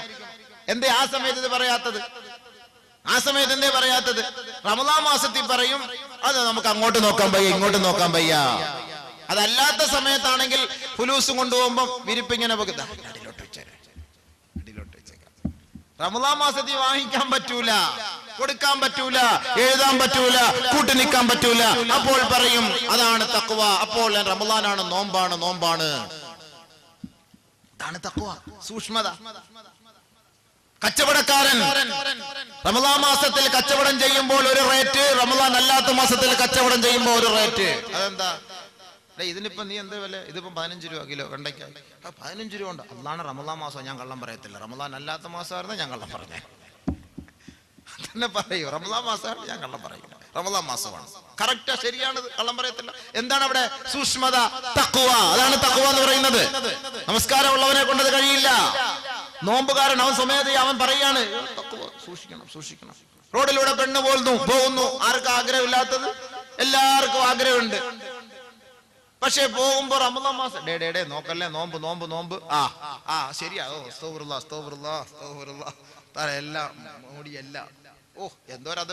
ജീവിതത്തിൽ ഭൂകമ്പം ഉണ്ടായാൽ പോലും തലേ തുണിയിടാത്ത പെണ്ണ് റമളാൻ മാസം ആകുമ്പോഴത്തേക്ക് എവിടുന്നെങ്കിലും ഒരു കൂറ ഓയിൽ മേടിച്ചോണ്ട് വന്ന് എല്ലാം കഴുകി തൂത്ത് പടച്ചവനെ അത് ഇട്ടുകൊണ്ട് ഇങ്ങനെ പോകുന്ന കണ്ടു കഴിഞ്ഞാൽ പടച്ചവൻ താഴോട്ട് നോക്കി കഴിഞ്ഞാൽ മുകളിലോട്ട് നോക്കുന്നത് നോമ്പ് തുറക്കുന്ന സമയത്താണ്. ഭയങ്കര അതവ്. ജീവിതത്തിൽ നമ്മൾ കണ്ടിട്ടില്ലാത്ത അതവ്. എന്തുകൊണ്ട്? റമളാൻ മാസത്തിലെ നോമ്പ് എല്ലാം പൂട്ടി അങ്ങ് വെക്കും. ടി വി എല്ലാം എപ്പോഴാ തുറക്കുക? സഹറിന്റെ സമയത്ത്. ഹലോ, അസ്സലാമു അലൈക്കും. സഹർ നോമ്പ് നല്ല സുന്ദരമായ സമയത്ത്, ബർക്കത്തായ മുബാറക്കായ സമയത്ത്, അത്താഴം കഴിക്കുന്ന സമയത്ത്, നിങ്ങൾ തഹജ്ജുദ് എഴുന്നേറ്റ് 2 റക്അത്ത് തഹജ്ജുദ് നിസ്കരിച്ച് ദുആ ചെയ്യേണ്ട സമയത്ത് ടി വി കൊണ്ടുപോയി നമ്മൾ ഡൈനിങ് ഹാളിൽ കൊണ്ടുവച്ചിരിക്കും. കാരണം എന്താ? അങ്ങോട്ട് നോക്കി തിന്നോണ്ടിരിക്കുക, അവരിങ്ങോട്ട് ചോദിക്കുന്നതിന് മറുപടി നൽകി തിന്നോണ്ടിരിക്കുക. സഹർ തിന്നുക, ഇടയത്താഴം തിന്നുക. ഇവന്റെ നോമ്പ് എങ്ങനെ കബൂലാകും? ടി വി എല്ലാം സീരിയലെല്ലാം മാറ്റി വെക്കും. പടച്ചവനെ, ഒരു മാസം ആണെങ്കിൽ വിളിച്ചു പറയും, ഒരു മാസത്തേക്ക് ദയവ് ചെയ്ത് നിങ്ങൾ അതൊന്നും ഇപ്പൊ സംപ്രേഷണം ചെയ്യല്ല, ഇതൊന്ന് കഴിഞ്ഞോട്ടെ. സിനിമ പിടിച്ചു വെക്കുമല്ലോ. സിനിമ കഴിഞ്ഞ അങ്ങേ റമളാനിൽ ഹിറ്റ് സിനിമ. റമളാൻ മാസത്തിൽ ഓണം. ഈ വർഷം ഓണം വരുന്നു. നിങ്ങൾ നോക്കിക്കൊള്ളീൻ ബഹുമാനമുള്ള സഹോദരങ്ങളെ, മുസ്ലിം സമുദായത്തെ പരിഗണിച്ചുകൊണ്ട് റിലീസ് ചെയ്യുകയില്ല. കാരണം എന്താ? കാക്കാമാര് കാണുകയില്ല, നമുക്ക് നഷ്ടമായി പോകും. അതുകൊണ്ട് റമളാൻ കഴിഞ്ഞ ഉടനെ അങ്ങോട്ട് റിലീസാക്കിയാൽ ആ 30 ദിവസത്തെ ബർക്കത്തോടുകൂടി അവർ വന്ന് കാണുമ്പോ അതിനൊരു പ്രത്യേക ദറജ കൂടുതലാണ്. നിങ്ങൾ നോക്കിക്കോ, കഴിഞ്ഞ റമളാനിൽ ഓണം വന്നിട്ടില്ല. അപ്പൊ നോക്ക്, ഭൂരിപക്ഷം ആരെ പരിഗണിച്ചുകൊണ്ടാണ് സിനിമ പോലും ഇവിടെ പ്രദർശിപ്പിക്കുന്നത്? ബഹുമാനമുള്ള സഹോദരങ്ങളെ, റമളാൻ മാസമാകട്ടെ, ബിവറേജസ് കോർപ്പറേഷനിലെ കണക്കുകൾ നിങ്ങൾ പോയി പരിശോധിച്ചു നോക്കുവിൻ. ബിവറേജസ് കോർപ്പറേഷനിലെ മാനേജർമാര് പറയുന്നത് റമളാൻ കഴിഞ്ഞാലേ ഞങ്ങൾക്ക് വല്ലം കിട്ടുള്ളൂ, ഇപ്പം വെറും നക്കാപ്പിച്ച മാത്രമേ കിട്ടുന്നുള്ളൂ. 27-ാം രാവ് കഴിയണം ഞങ്ങളുടെ ബിസിനസ്സിൽ കുറച്ച് ശതമാനം കൂടണമെങ്കിൽ. ആരാ ഇതിന്റെ പിന്നില്? ഞാൻ പറയുന്ന ആളല്ല, ഞാൻ ഒരുപാട് കണക്കുകൾ തിരക്കി പഠിച്ചു വെച്ചിട്ടുണ്ട്. ഓരോ സഹോദരങ്ങളും വന്ന് പറയും. കഴിഞ്ഞ സാമ്പത്തിക വർഷത്തിൽ കേരളം കുടിച്ചു തീർത്തത് 5000 കോടി രൂപയുടെയാ. 5000 കോടി രൂപ ഒന്നുമില്ല. 5000 രൂപ കാണാനുള്ള തൗഫീഖ് ഉണ്ടോ നമുക്ക്? പിന്നെ 5000 കോടി ഇത് എവിടെ കൊണ്ട് അടച്ചു വെക്കും? എല്ലാം കൂടെ ഇത് മൊത്തം കുടിച്ചു തീർത്തൊക്കെയാണ്. റമളാൻ മാസമാകുമ്പോൾ അവൻ അങ്ങോട്ട് മാറ്റി വെക്കും. എന്തുകൊണ്ട്? തഖ്വ. ഒരു ചെറുപ്പക്കാരൻ ജോലി ചെയ്യാൻ പുറത്തേക്ക് പോയി. അവനും അവന്റെ ഭാര്യയും മാത്രമാണ് അവൻ വീട്ടിൽ താമസിക്കുന്നത്. ജോലി ചെയ്ത് ക്ഷീണിച്ച് അവശനായി. ഉച്ച സമയം കഴിഞ്ഞ് 2 മണിയായി. ദാഹിച്ച് വിശന്ന് റമളാനിന്റെ നോമ്പും പിടിച്ച് ക്ഷീണിച്ച് വരികയാണ്. അവന്റെ വീട്ടിന്റെ അകത്തളത്തിൽ ഫ്രിഡ്ജിനകത്ത് ശീതള പാനീയമുണ്ട്. അവന്റെ ഭാര്യ മാത്രമേ ഉള്ളൂ. ഇവനാ ഫ്രിഡ്ജ് തുറന്ന് വെള്ളമെടുത്ത് കുടിച്ചാൽ അവന്റെ ഭാര്യ പുറത്തു പറയുകയില്ല, മറ്റാരും കാണുകയുമില്ല. പക്ഷേ നോമ്പുകാരനായ ക്ഷീണിച്ചു പോയ ഒരു ചെറുപ്പക്കാരൻ അവൻ വീട്ടിലേക്ക് കയറി വന്നാൽ അവൻ ഫ്രിഡ്ജിലെ തണുത്ത വെള്ളം കുടിക്കാൻ അവൻ തയ്യാറാവുകയില്ല. തയ്യാറാകുമോ? എത്ര ക്ഷീണിച്ച് വന്നോട്ടെ, 2-3 ഷാർജ ജ്യൂസ് ഒറ്റ ശ്വാസത്തിന് കുടിക്കുന്നവരായിക്കൊള്ളട്ടെ, നോമ്പും പിടിച്ചിട്ട് കച്ചവടം കഴിഞ്ഞിട്ട് ക്ഷീണിച്ചു വരുമ്പോ നമ്മൾ വന്നിട്ട് വെള്ളം കുടിക്കാൻ നിൽക്കും. ആരുമില്ല വീട്ടില്. നീ ഭാര്യയില്ല എന്ന് വെച്ചോ, ആരുമില്ല എങ്കിലും നമ്മൾ തണുത്ത വെള്ളം കുടിക്കാനോ ഒരു ജ്യൂസ് കുടിക്കാനോ തയ്യാറാവുകയില്ല. ഇതാണ് തഖ്വ. ഒളിഞ്ഞും തെളിഞ്ഞും അള്ളാഹുവിനെ രഹസ്യത്തിലും പരസ്യത്തിലും ഭയപ്പെടാൻ ഒരേ ഒരു മാധ്യമം മാത്രമേ ഉള്ളൂ. അത് പരിശുദ്ധമായ നോമ്പ് മാത്രമാണത്. രഹസ്യമായ ഇബാദത്ത്. ഇവൻ വീട്ടിനകത്ത് ഇരുന്നാലും പിന്നെന്താ ചെയ്യാ, ഒരു പക്ഷേ വന്നാല് ഓടി വന്ന് കുറച്ച് വെള്ളമൊക്കെ ഒഴിച്ച് ഒരു തുണിയൊക്കെ ഇട്ട് ഫാനൊക്കെ ഇട്ട് ഇച്ചിരി സമാധാനത്തിന് വേണ്ടി അക്ഷീണത്തിന് പരിഹാരം കാണും. അതല്ലാതെ വെള്ളം കുടിക്കൂല. രോഗിയായാൽ പോലും ആശുപത്രിയിൽ പോയി മരിക്കാൻ പോയാലും ഒരു വെള്ളം തരട്ടെന്ന് പറഞ്ഞാൽ എനിക്ക് വേണ്ട അല്ലോ എനിക്ക് വേണ്ടെന്ന് പറയാം. മരിക്കാൻ പോവാന്നൊക്കെ നമുക്കത് ഒഴിവാക്കാം സുഹൃത്തുക്കളെ, അതൊന്നും സമ്മതിക്കൂല. വേണ്ട അല്ലോ തുപ്പല് വിഴുങ്ങൂലല്ലോ വല പിടിക്കാൻ. ഈ നോമ്പ് പിടിക്കാൻ തുടങ്ങിക്കഴിഞ്ഞാൽ ഉള്ള തുപ്പല് മുഴുവൻ ശേഖരിച്ച് അങ്ങോട്ട് വെക്കും. പടച്ചവനെ ബസ്സിനകത്ത് കയറാൻ തുടങ്ങിയിടം മുതൽ തുപ്പല് ശേഖരിച്ച് വെക്കും. കൊട്ടാരക്കര ടൗണിൽ ചെല്ലുമ്പോൾ പുളുക്കോന്നും പറഞ്ഞ ഒരൊറ്റ തുപ്പ് 1 ലിറ്റർ കാണും എല്ലാം കൂടെ. പരിസരത്ത് നിൽക്കുന്ന ട്രാഫിക്കുകാരന്റെ അവന്റെ ഷൂസില് അവന്റെ പാന്റില് അടുത്ത നാട്ടിൽ കൂടെ പോകുന്ന എല്ലാം കൂടെ 1 ലിറ്റർ തുപ്പല്. റമദാൻ ആയിക്കഴിഞ്ഞാൽ പിന്നെ തുപ്പലിന്റെ മാസമാണ്. പള്ളി ചെരുപ്പ്, നല്ലൊരു ചെരുപ്പ് കൊണ്ടിട്ട് പള്ളിക്കാർ തിരിച്ചു വന്നപ്പോ എന്താ മാർബിളി തെന്നുന്നത് പോലെ ചെരുപ്പിട്ടപ്പോ. എന്താ സുഹൃത്തുക്കളെ ഇത്? ഇങ്ങനെ എന്തിനാ തുപ്പണത്? ഈ തുപ്പല് വിഴുങ്ങിയാ നോമ്പ് മുറിഞ്ഞു പോവോ? നഖം വെട്ടിയ നോമ്പ് മുറിഞ്ഞു പോവോ? മുടി വെട്ടിയത് മുടി വെട്ടല്ലേ നോമ്പ് മുറിഞ്ഞു. അപ്പൊ നമ്മൾ ഈ കത്രിക വെച്ച് മുറിക്കുന്ന ഒരു സാധനമായി നോമ്പെന്ന് തോന്നുന്നു. മുറിയുന്ന സാധനം. നോമ്പ് മുറിക്കാൻ മുടി വെട്ടല്ലേ നോമ്പ് മുറിയും, നഖം മുറിക്കല്ലേ നോമ്പ് മുറിയും. ഇതൊക്കെ നമ്മൾ അങ്ങോട്ട് തീരുമാനിക്കുന്ന കാര്യങ്ങളാണ് സുഹൃത്തുക്കളെ, സഹോദരങ്ങളെ. അതൊന്നുമില്ല. അല്ലാഹു തആല നമ്മുടെ ശരീരം നിലനിർത്തുന്നതിന് വേണ്ടി നമുക്ക് തന്നിരിക്കുന്ന നീരാണ് ഉമിഴ്നീര്. അത് നമുക്ക് കുടിക്കാം, അതിറക്കുന്നുണ്ട്, കുഴപ്പമില്ല. ഇനി വലിയ കഫം അതൊക്കെ ഇങ്ങോട്ട് കാർക്കിച്ച് തുപ്പി ശേഖരിച്ച് വെച്ചിട്ട് അത് വിഴുങ്ങലാണ് പ്രശ്നം. അത് ഒഴിവാക്ക്. അതല്ലാതെ ഉമിഴ്നീര് നമുക്ക് അല്ലാഹു തആല നമ്മുടെ ശരീരത്തിന്റെ ആരോഗ്യത്തിന് വേണ്ടി തരുന്നത്, അതെല്ലാം കൂടെ ശേഖരിച്ച് വെച്ച് നിങ്ങൾ തുപ്പി സ്ഥലം മലീമസമാക്കല്ലേ. ആ നോമ്പിന്റെ ഭവ്യതയെ നഷ്ടപ്പെടുത്തല്ലേ, നാട്ടുകാരെ കൊണ്ട് പറയിക്കല്ലേ. സ്കൂളിലൊക്കെ പിള്ളേർ പഠിക്കാൻ പോയ കുട്ടികൾ അറിയില്ല, പറഞ്ഞു വിടും വീട്ടിൽ നിന്ന്, മോനെ തുപ്പല് വിഴുങ്ങല്ലേടാക്കളെ, തുപ്പല് വിഴുങ്ങല്ലേ എന്ന് പറഞ്ഞ വിടും ഇവിടുന്ന്. അവൻ ഇതെല്ലാം കൂടെ പിടിച്ചു വെച്ച് സാറിന്റെ മോന്തയ്ക്കോട്ടായിരിക്കും അവസാനം തപ്പി വിടുന്നു. ഒരിക്കലും അങ്ങനെ ചെയ്യല്ലേ മക്കളെ, നിങ്ങൾ അങ്ങനെ ചെയ്യണം. നിങ്ങൾ വിഴുങ്ങിക്കോ തുപ്പല്, പക്ഷെ എല്ലാം കൂടെ ശേഖരിച്ച് വെച്ചിട്ട് ഒന്ന് വിഴുങ്ങാലോ എന്ന് ഓർത്തൊക്കെ, അങ്ങനെയൊക്കെയാണ് അതിന് നോമ്പിന് പ്രശ്നമായി മാറുന്നത്. നമ്മൾ റമദാനിനെ കാത്തു സൂക്ഷിക്കണം, മറ്റുള്ളവർക്ക് ഒരു വേദന ഉണ്ടാക്കുന്ന അവസ്ഥയാക്കി കളയരുത്. അമുസ്ലിം സഹോദരങ്ങൾ പോലും നോമ്പ് പിടിക്കുന്നവരുണ്ട്. അമുസ്ലിം സഹോദരങ്ങൾ, സിനിമാ നടന്മാർ നോമ്പ് പിടിക്കുന്നവരുടെ പേര് എനിക്കറിയാം. പിന്നെ മുബാറക്ക മജ്ലിസ് അവരുടെ പേര് പറയാൻ എനിക്ക് താല്പര്യമില്ല. കൊല്ലവുമായി ബന്ധമുള്ള സിനിമാ നടന്മാർ നോമ്പ് പിടിക്കുന്നവരുണ്ട്. കൊല്ലത്തൊരു സഹോദരന്റെ വീട്ടിൽ വന്ന് നോമ്പ് മുറിക്കുന്നു. എത്രയോ ഡോക്ടർമാർ, ഹിന്ദു സഹോദരങ്ങൾ, ഹിന്ദു സഹോദരിമാർ പരിപൂർണമായ റമദാനിന്റെ 30 നോമ്പ്. ഈ അടുത്ത സമയത്ത് കായംകുളത്തുള്ള ഒരു ഡോക്ടറിനെ ഞാൻ കണ്ടു. അദ്ദേഹം റമദാനിനെ കുറിച്ച് ഇങ്ങനെ പറഞ്ഞു. അദ്ദേഹം പറഞ്ഞു, ഞാൻ നോമ്പ് പിടിച്ചു കൊണ്ടുപോകും, ഞാനല്ലാതെ ബാക്കി ആരും നോമ്പ് പിടിക്കൂല വീട്ടിൽ.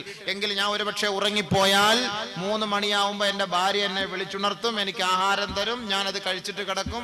ഞാൻ പട്ടിണിയായിട്ട് പോയി കായംകുളത്ത് പോയി ജോലി കഴിഞ്ഞ് മടങ്ങി വരുന്ന സമയത്ത് ട്രെയിനിൽ വെച്ചായിരിക്കും നോമ്പ് തുറക്കുന്ന സമയം.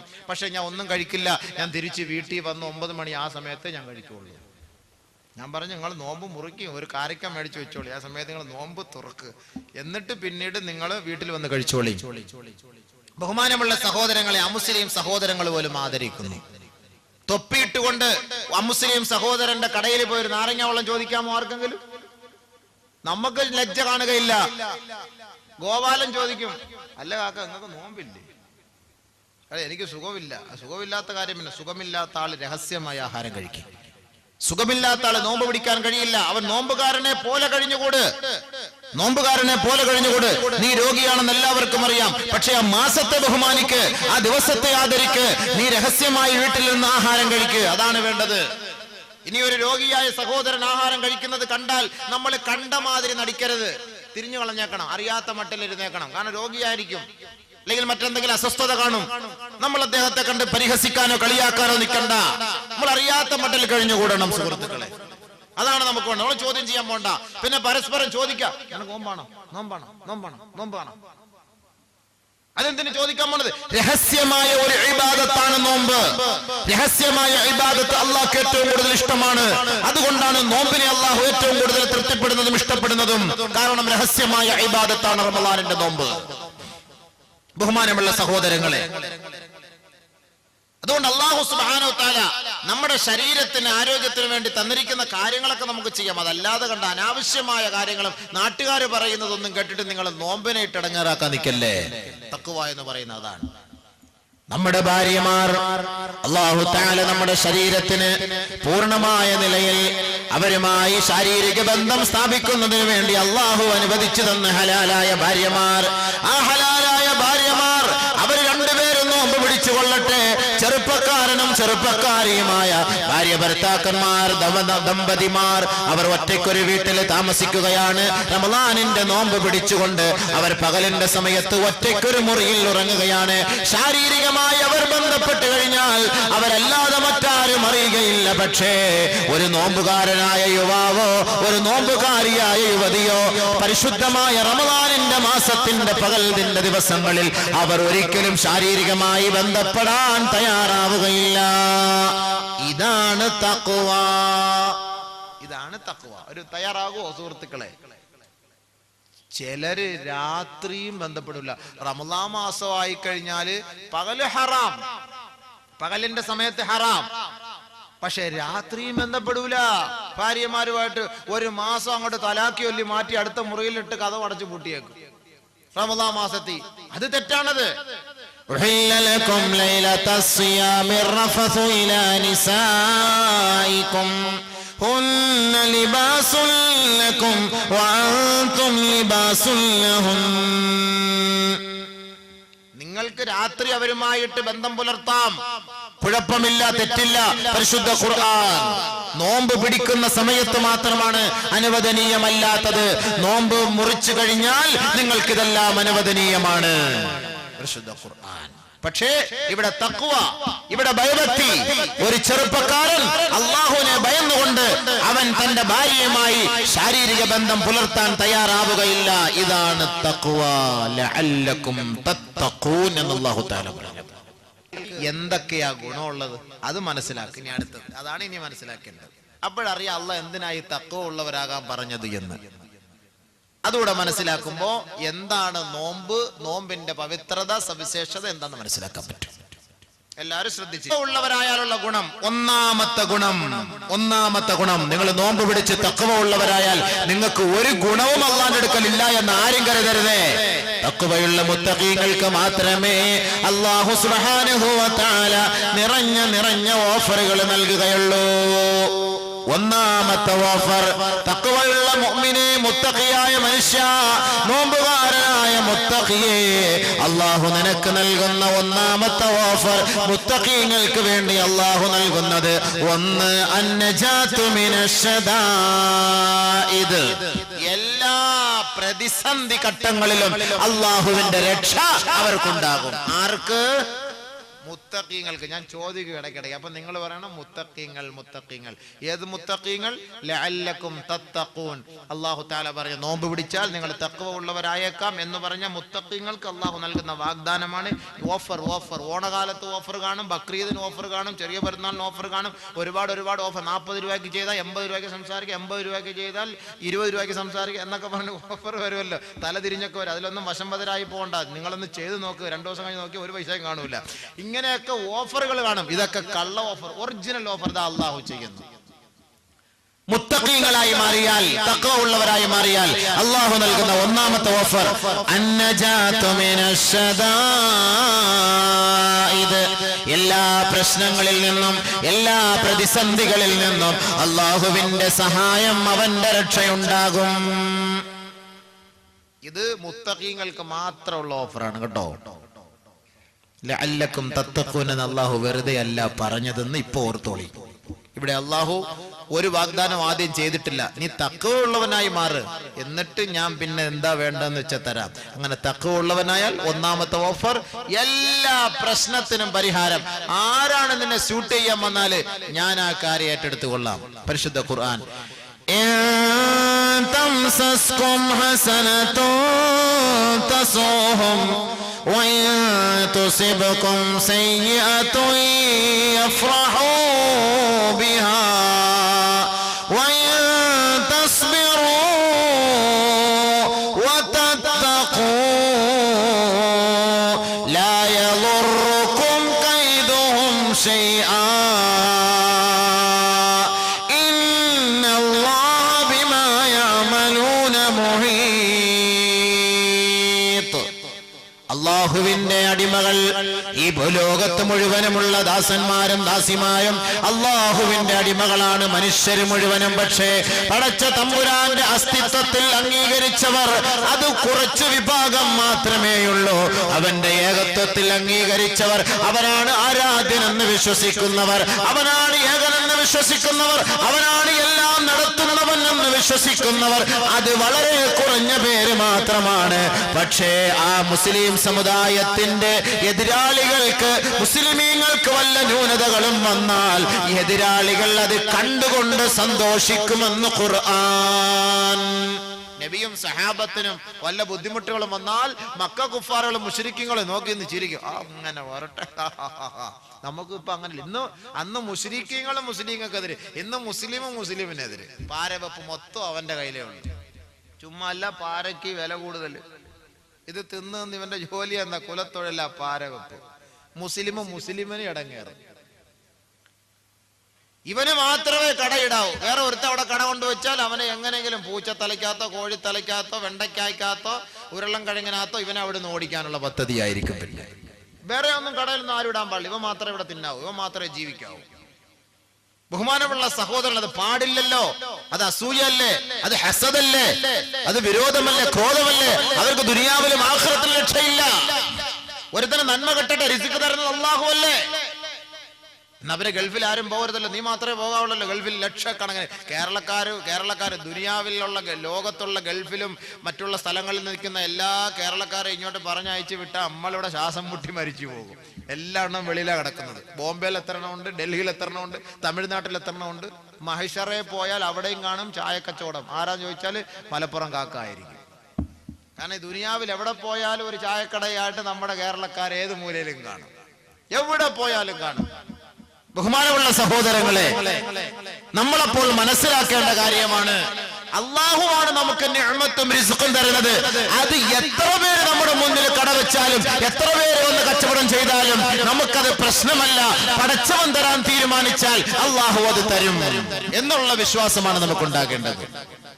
പിന്നെ ഒരാൾക്കൊരു ബുദ്ധിമുട്ട് വരുമ്പോ അടുത്തവൻ നോക്കിയിരുന്ന് ചിരിക്കരുത്. അത് മുനാഫിക്കിന്റെ അടയാളമാണ്. ഒരാൾക്കൊരു ബുദ്ധിമുട്ട് വരുമ്പോൾ നമ്മൾ ദുആ ചെയ്യണം. പടച്ചവനെ, നീ അത് മാറ്റിക്കൊടുക്കണേ അല്ലാ. പാവം പിടിച്ചവനാണ് റബ്ബേ, നിന്റെ അടിമയാണല്ല, നിന്റെ ദാസനാണല്ല, നീ അദ്ദേഹത്തിന് ആരോഗ്യം നൽകണേ അല്ലാ. അങ്ങനെ വേണം ദുആ ചെയ്യാൻ. അതാണ് വേണ്ടത്. എങ്കിലും നിന്റെ ദുആ അല്ലാഹു സ്വീകരിക്കുകയും നിന്നെ അല്ലാഹു രക്ഷപ്പെടുത്തുകയും ചെയ്യും. ഇവിടെ അല്ലാഹു തആല പറയുന്നു, ഇൻ തംസസ്കും ഹസനതുൻ തസൂഹും وإن تصبكم سيئة يفرحوا بها وإن تصبروا وتتقوا لا يضركم كيدهم شيئا. നബിയേ, സഹാബത്തെ, നിങ്ങൾക്ക് വല്ല ദോഷവും ബുദ്ധിമുട്ടുകളും വന്നാൽ ആ എതിരാളികൾ, പ്രതിയോഗികൾ അത് കണ്ട് സന്തോഷിക്കും ഹബീബേ. നിങ്ങൾക്ക് വല്ല സന്തോഷവും വന്നാലോ അവർ ദുഃഖിക്കും നബിയേ, അവർ ദുഃഖിക്കും നബിയേ. ഇത് രണ്ടും നിങ്ങൾ വകവെക്കേണ്ടതില്ല. ഈ സന്ദർഭത്തിൽ നിങ്ങളെ ആരെങ്കിലും വേദനിപ്പിച്ചാലോ പീഡിപ്പിച്ചാലോ ഭീഷണിപ്പെടുത്തിയാലോ നിങ്ങളെ ക്ഷമാവലംബിക്കുകയും അല്ലാഹുവിനെ ഭയഭക്തിയോടെ മുറുകെ പിടിക്കുകയും ചെയ്താൽ ലാ യളുറുക്കും കൈദും ശൈആ, അവരുടെ കുതന്ത്രങ്ങളൊന്നും നിങ്ങൾക്ക് ഒരു പരിക്കും ഏൽപ്പിക്കുകയില്ല നബിയേ. ഇന്നല്ലാഹ ബിമാ യഅമലൂന മുഹീത്, സകലമാന കാര്യങ്ങളും അല്ലാഹു സസൂക്ഷ്മം വീക്ഷിച്ചു കൊണ്ടിരിക്കുന്നവനാണ് നബിയേ. അതുകൊണ്ട് നിങ്ങൾക്കൊരു ബുദ്ധിമുട്ട് വരുമ്പോൾ അവർ സന്തോഷിക്കും, അവർക്കൊരു ബുദ്ധിമുട്ട് നിങ്ങൾക്ക് ഹൈർ വരുമ്പോൾ അവർക്ക് ഖേദവുമാകും. ഓ, അവൻ അങ്ങനെ കിട്ടിയോ, അവൻ രക്ഷപ്പെട്ടു പോയോ, അവൻ പരീക്ഷയിൽ വിജയിച്ചോ, അവന് നല്ല കച്ചവടം. അപ്പോ തഖ്വയുള്ളവരാണെങ്കിലോ എന്ത് പ്രശ്നമുണ്ടായാലും നിങ്ങൾ സഹിക്കുവിൻ, ക്ഷമിക്കുവിൻ. അല്ലാഹു തആല നിങ്ങളുടെ ഉത്തരവാദിത്തം ഏറ്റെടുക്കും. നിങ്ങൾ ക്ഷമിച്ചാൽ ഭയപ്പെട്ടാൽ തഖ്വ ഉള്ളവരായാൽ ലാ യദുറുക്കും കൈദുഹും ശൈആ. ആരുടെ ഉപദ്രവങ്ങളും നിങ്ങൾക്ക് ഫലിക്കുകയില്ല കേട്ടോ.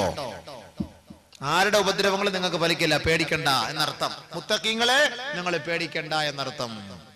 ആരും നിങ്ങളെ ഒന്നും ചെയ്യുകയില്ല. പരിശുദ്ധമായ ബദറിന്റെ രണാങ്കളത്തിൽ പരിശുദ്ധ ഇസ്ലാമിന്റെ പ്രഥമ ധർമ്മ സമരമാണ് ബദർ. അങ്കുലി പരിമിതമായ സ്വഹാബാക്കൾ മാത്രമാണ് പരിശുദ്ധ ഇസ്ലാമിലേക്ക് കടന്നു വന്ന സ്വഹാബത്ത്. അള്ളാഹുവിനെ പരിചയമില്ല, പരിശുദ്ധ ഇസ്ലാമിന്റെ നിയമങ്ങളെ പരിചയമില്ല. ബഹുമാനപ്പെട്ട സഹാബാക്കൾ, ബഹുമാനപ്പെട്ട മുഹാജിരീങ്ങളായ മക്കക്കാരായ സഹാബാക്കൾ, അള്ളാഹുവിന്റെ റസൂൽ സ്വല്ലല്ലാഹു അലൈഹി വസല്ലമ തങ്ങൾ ബദറിന്റെ സമയം വരെ അവരുടെ സകലമായ കാര്യങ്ങളിലും മുന്നിൽ നിർത്തിയിരുന്നത് മക്കക്കാരായ മുഹാജിരീങ്ങളെയാണെങ്കിൽ ബദറിന്റെ സന്ദർഭത്തിൽ ബഹുമാനപ്പെട്ട മദീനക്കാരായ അൻസാരികളെയും അള്ളാഹുവിന്റെ റസൂല് ഒരുമിച്ച് കൂട്ടിയിട്ട് പറഞ്ഞു, അള്ളാഹുവിന്റെ തീരുമാനമാണ്, നമ്മളെല്ലാവരും ബദറിൽ പങ്കെടുത്തേ മതിയാകൂ. ആരും അതിൽ നിന്ന് പിന്തിരിഞ്ഞു പോകാൻ കഴിയില്ല. അവരുടെ കൈവശം യുദ്ധം ചെയ്യാനുള്ള അതിനൂതനമായ നിലയിൽ അത്യാധുനിക ഉപകരണങ്ങളൊന്നുമില്ല, കൂടുതൽ ഒട്ടകങ്ങളൊന്നുമില്ല, ആൾബലങ്ങളോ ഒന്നുമില്ല. ബഹുമാനപ്പെട്ട പ്രവാചകനും സഹാബാക്കൾക്കുമുള്ളത് ഈമാനും തഖ്വയും മാത്രമാണ്, അള്ളാഹുവിലുള്ള അചഞ്ചലമായ വിശ്വാസം മാത്രമാണ്. പക്ഷേ പരിശുദ്ധ പ്രവാചകനോട് അള്ളാന്റെ തീരുമാനമാണ്, പോകൂ നബിയേ, ബദറിലേക്ക് പോകൂ നബിയേ, നിങ്ങളുടെ കുറഞ്ഞ സഹാബാക്കളെയും വിളിച്ചുകൊണ്ട് പോകൂ നബിയേ. ആ ബദറിൽ പോയി നിങ്ങൾ സ്വാധീനിക്കാൻ പരിശ്രമിക്കൂ നബിയേ.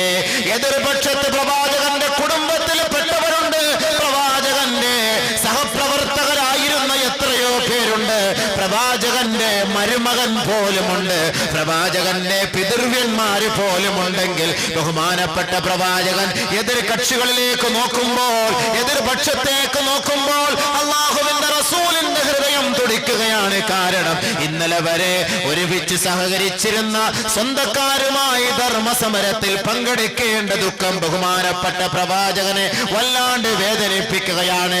പക്ഷെ എന്ത് ചെയ്യാൻ, അള്ളാന്റെ തീരുമാനമാണ്, പടച്ച തമ്പുരാന്റെ തീരുമാനമാണ്.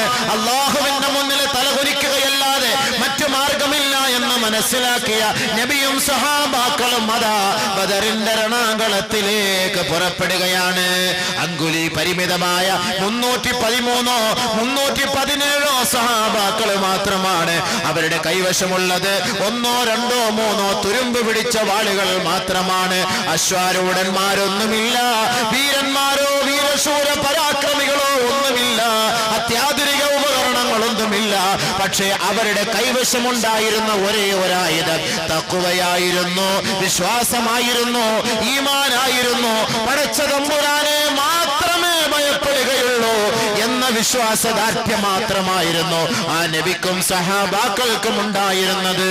ബഹുമാനപ്പെട്ട നബിയും സഹാബാക്കളും അതാ ബദറിന്റെ രണാങ്കളത്തിലേക്ക് എത്തുകയാണ്. സഹാബാക്കളോട് നബി തങ്ങൾ പറഞ്ഞു, നിങ്ങൾ പോയി വിശ്രമിച്ചോ. എതിർചേരികൾ ഫലഭൂയിഷ്ടങ്ങളായ സമൃദ്ധമായ സ്ഥലങ്ങളെല്ലാം എതിർചേരികൾ കീഴടക്കിയിരിക്കുകയാണ്. ഇവർക്ക് കുടിക്കുവാനോ കുളിക്കുവാനോ വെള്ളമില്ല, കഴിക്കാൻ ഭക്ഷണമില്ല, ആൾബലമോ സ്വന്തക്കാരോ മറ്റാരുമില്ല. ബഹുമാനപ്പെട്ട പ്രവാചകൻ സഹാബാക്കളോട് പറഞ്ഞു, നിങ്ങൾ വിശ്രമിച്ചോ. അള്ളാഹുവിന്റെ റസൂലത പാതിരാ സമയത്ത് ഒരു ചെറിയ തുണിയും എടുത്തുകൊണ്ട് ബദറിലേക്ക് വിരിച്ചിടുകയാണ്. അള്ളാഹുവിന്റെ ദർബാറിലേക്ക് നമസ്കരിക്കാൻ കൈകൾ ഉയർത്തി നമസ്കരിച്ചുകൊണ്ട് സുജൂദിൽ കിടന്നുകൊണ്ട് കണ്ണുനീരൊലിപ്പിച്ച് പൊട്ടി കരയുന്ന പുന്നാര ഹബീബായ തങ്ങളെ വിദൂരത്തിൽ മാറി നിന്നുകൊണ്ട് എത്രയോ സഹാബാക്കൾ നോക്കി കാണുകയാണ്. അള്ളാഹുവിന്റെ റസൂല് പൊട്ടിക്കരയുകയാണ്. പടച്ച തമ്പുരാന്റെ മുന്നിൽ തഖ്വയിൽ അധിഷ്ഠിതമായ ഇബാദത്ത് കാഴ്ചവെച്ചുകൊണ്ട് പടച്ച തമ്പുരാനെ വശീകരിക്കുവാനും അവനെ സ്വാധീനിക്കുവാനും നബി തങ്ങളെ തയ്യാറെടുത്ത നടന്നപ്പോൾ ബഹുമാനപ്പെട്ട പ്രവാചകൻ അതാ സുജൂദിൽ നിന്ന് തല ഉയർത്തിയപ്പോൾ അല്ലാഹുവിന്റെ റസൂല് സന്തോഷിക്കുകയാണ്.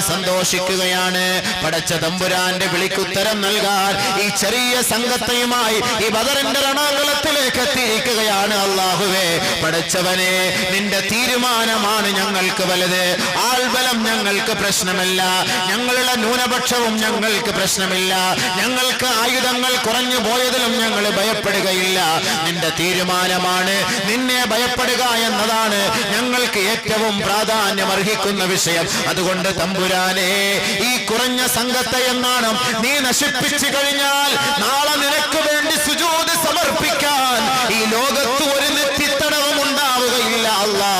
അതുകൊണ്ട് നീ സത്യത്തെ കാലത്തും നിലനിർത്തേണമേ തമ്പുരാനെ എന്ന് ബദറിന്റെ രണാങ്കളത്തിൽ കിടന്നുകൊണ്ട് പാതിരാ സമയത്ത് പൊട്ടി കരഞ്ഞുകൊണ്ട് ലോകത്തിന്റെ ഗുരുവര്യരായ മുഹമ്മദ് മുസ്തഫ സല്ലല്ലാഹു അലൈഹി വസല്ലമ തങ്ങൾ ദുആ ചെയ്തപ്പോ അല്ലാഹു സുബ്ഹാനഹു വ തആല ആകാശ ലോകത്തു നിന്നും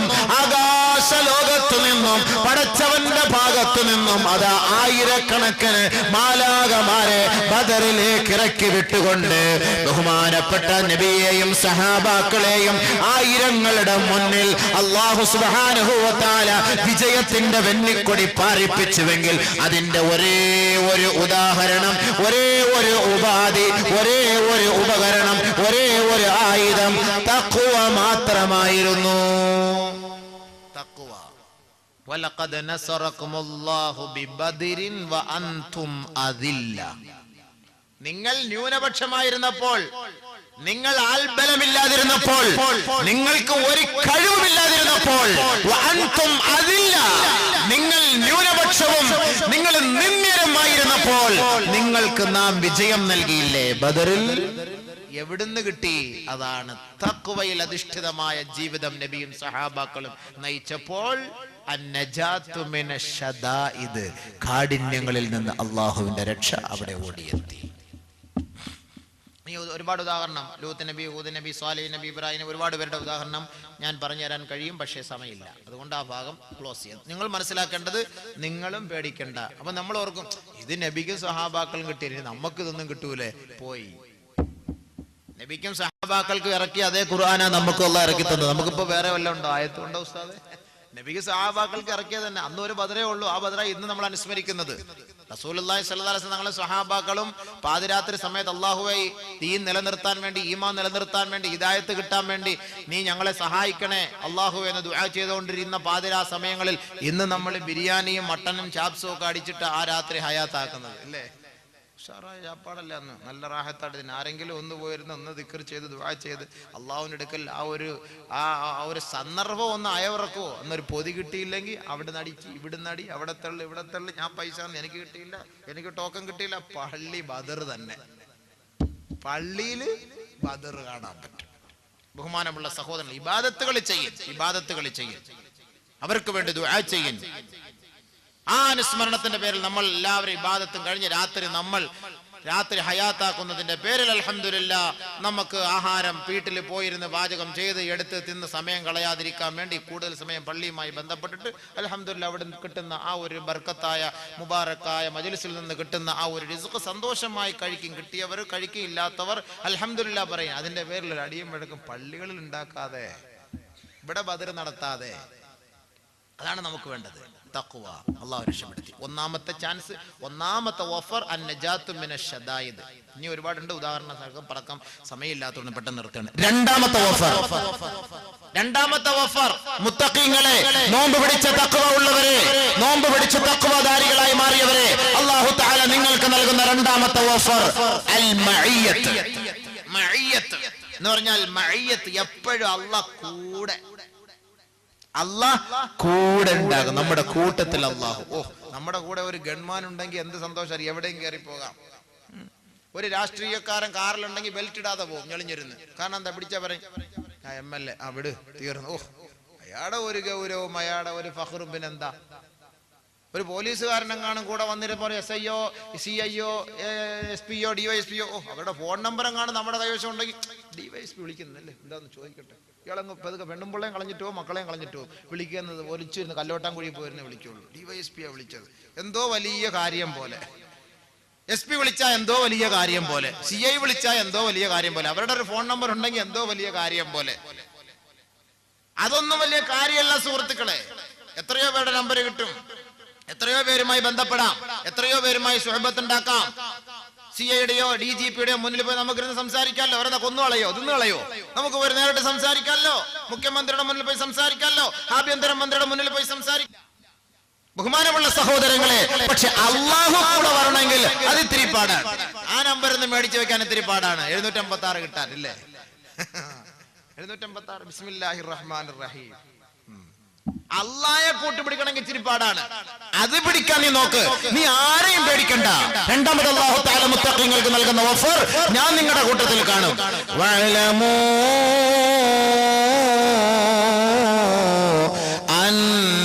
അന്നല്ലാഹ മഅൽ മുത്തഖീൻ.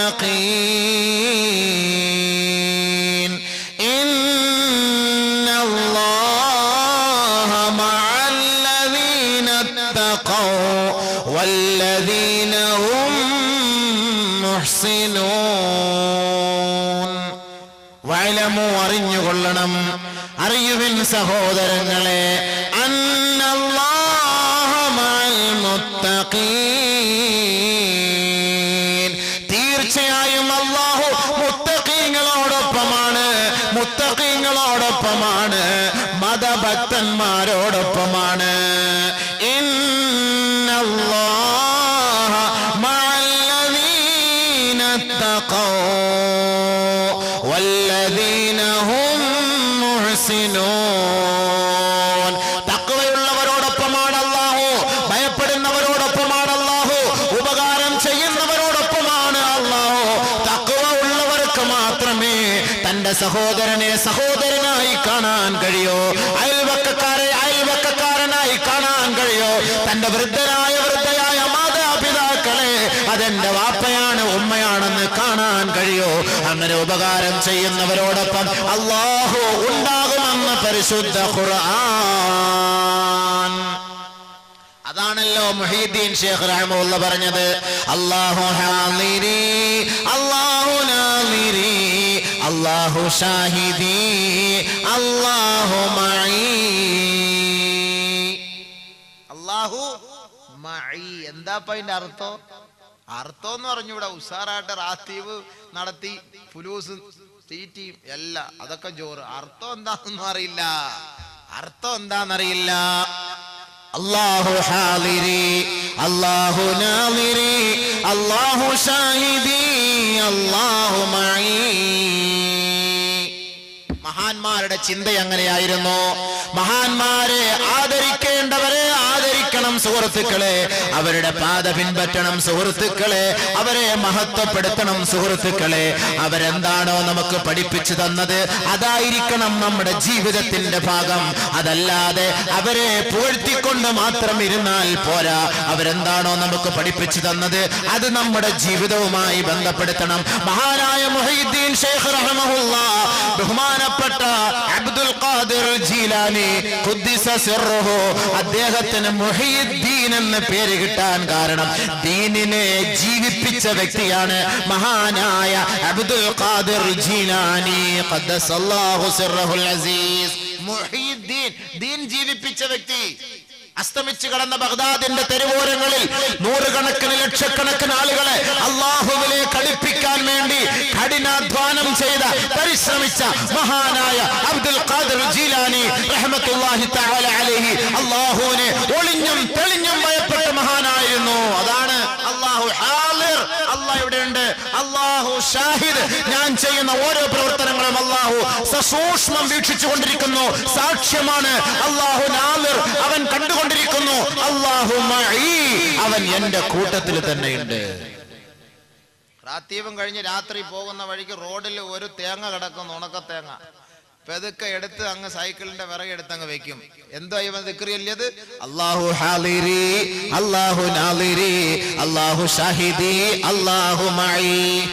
അല്ലാഹ് ഹാളറായിരുന്നു. ഈ തേങ്ങ എടുത്തപ്പോഴും കണ്ടപ്പോഴും അവൻ സാക്ഷ്യം വഹിച്ചു. ഈ തേങ്ങ എടുത്തപ്പോഴും കണ്ടപ്പോഴും അല്ലാഹു മഈ, ഇതെടുത്ത് ഞാൻ സഞ്ചിയിലിട്ട് വീട്ടിൽ കൊണ്ടുവരുമ്പോഴും അല്ലാഹു എന്റെ കൂട്ടത്തിലുണ്ടായിരുന്നു.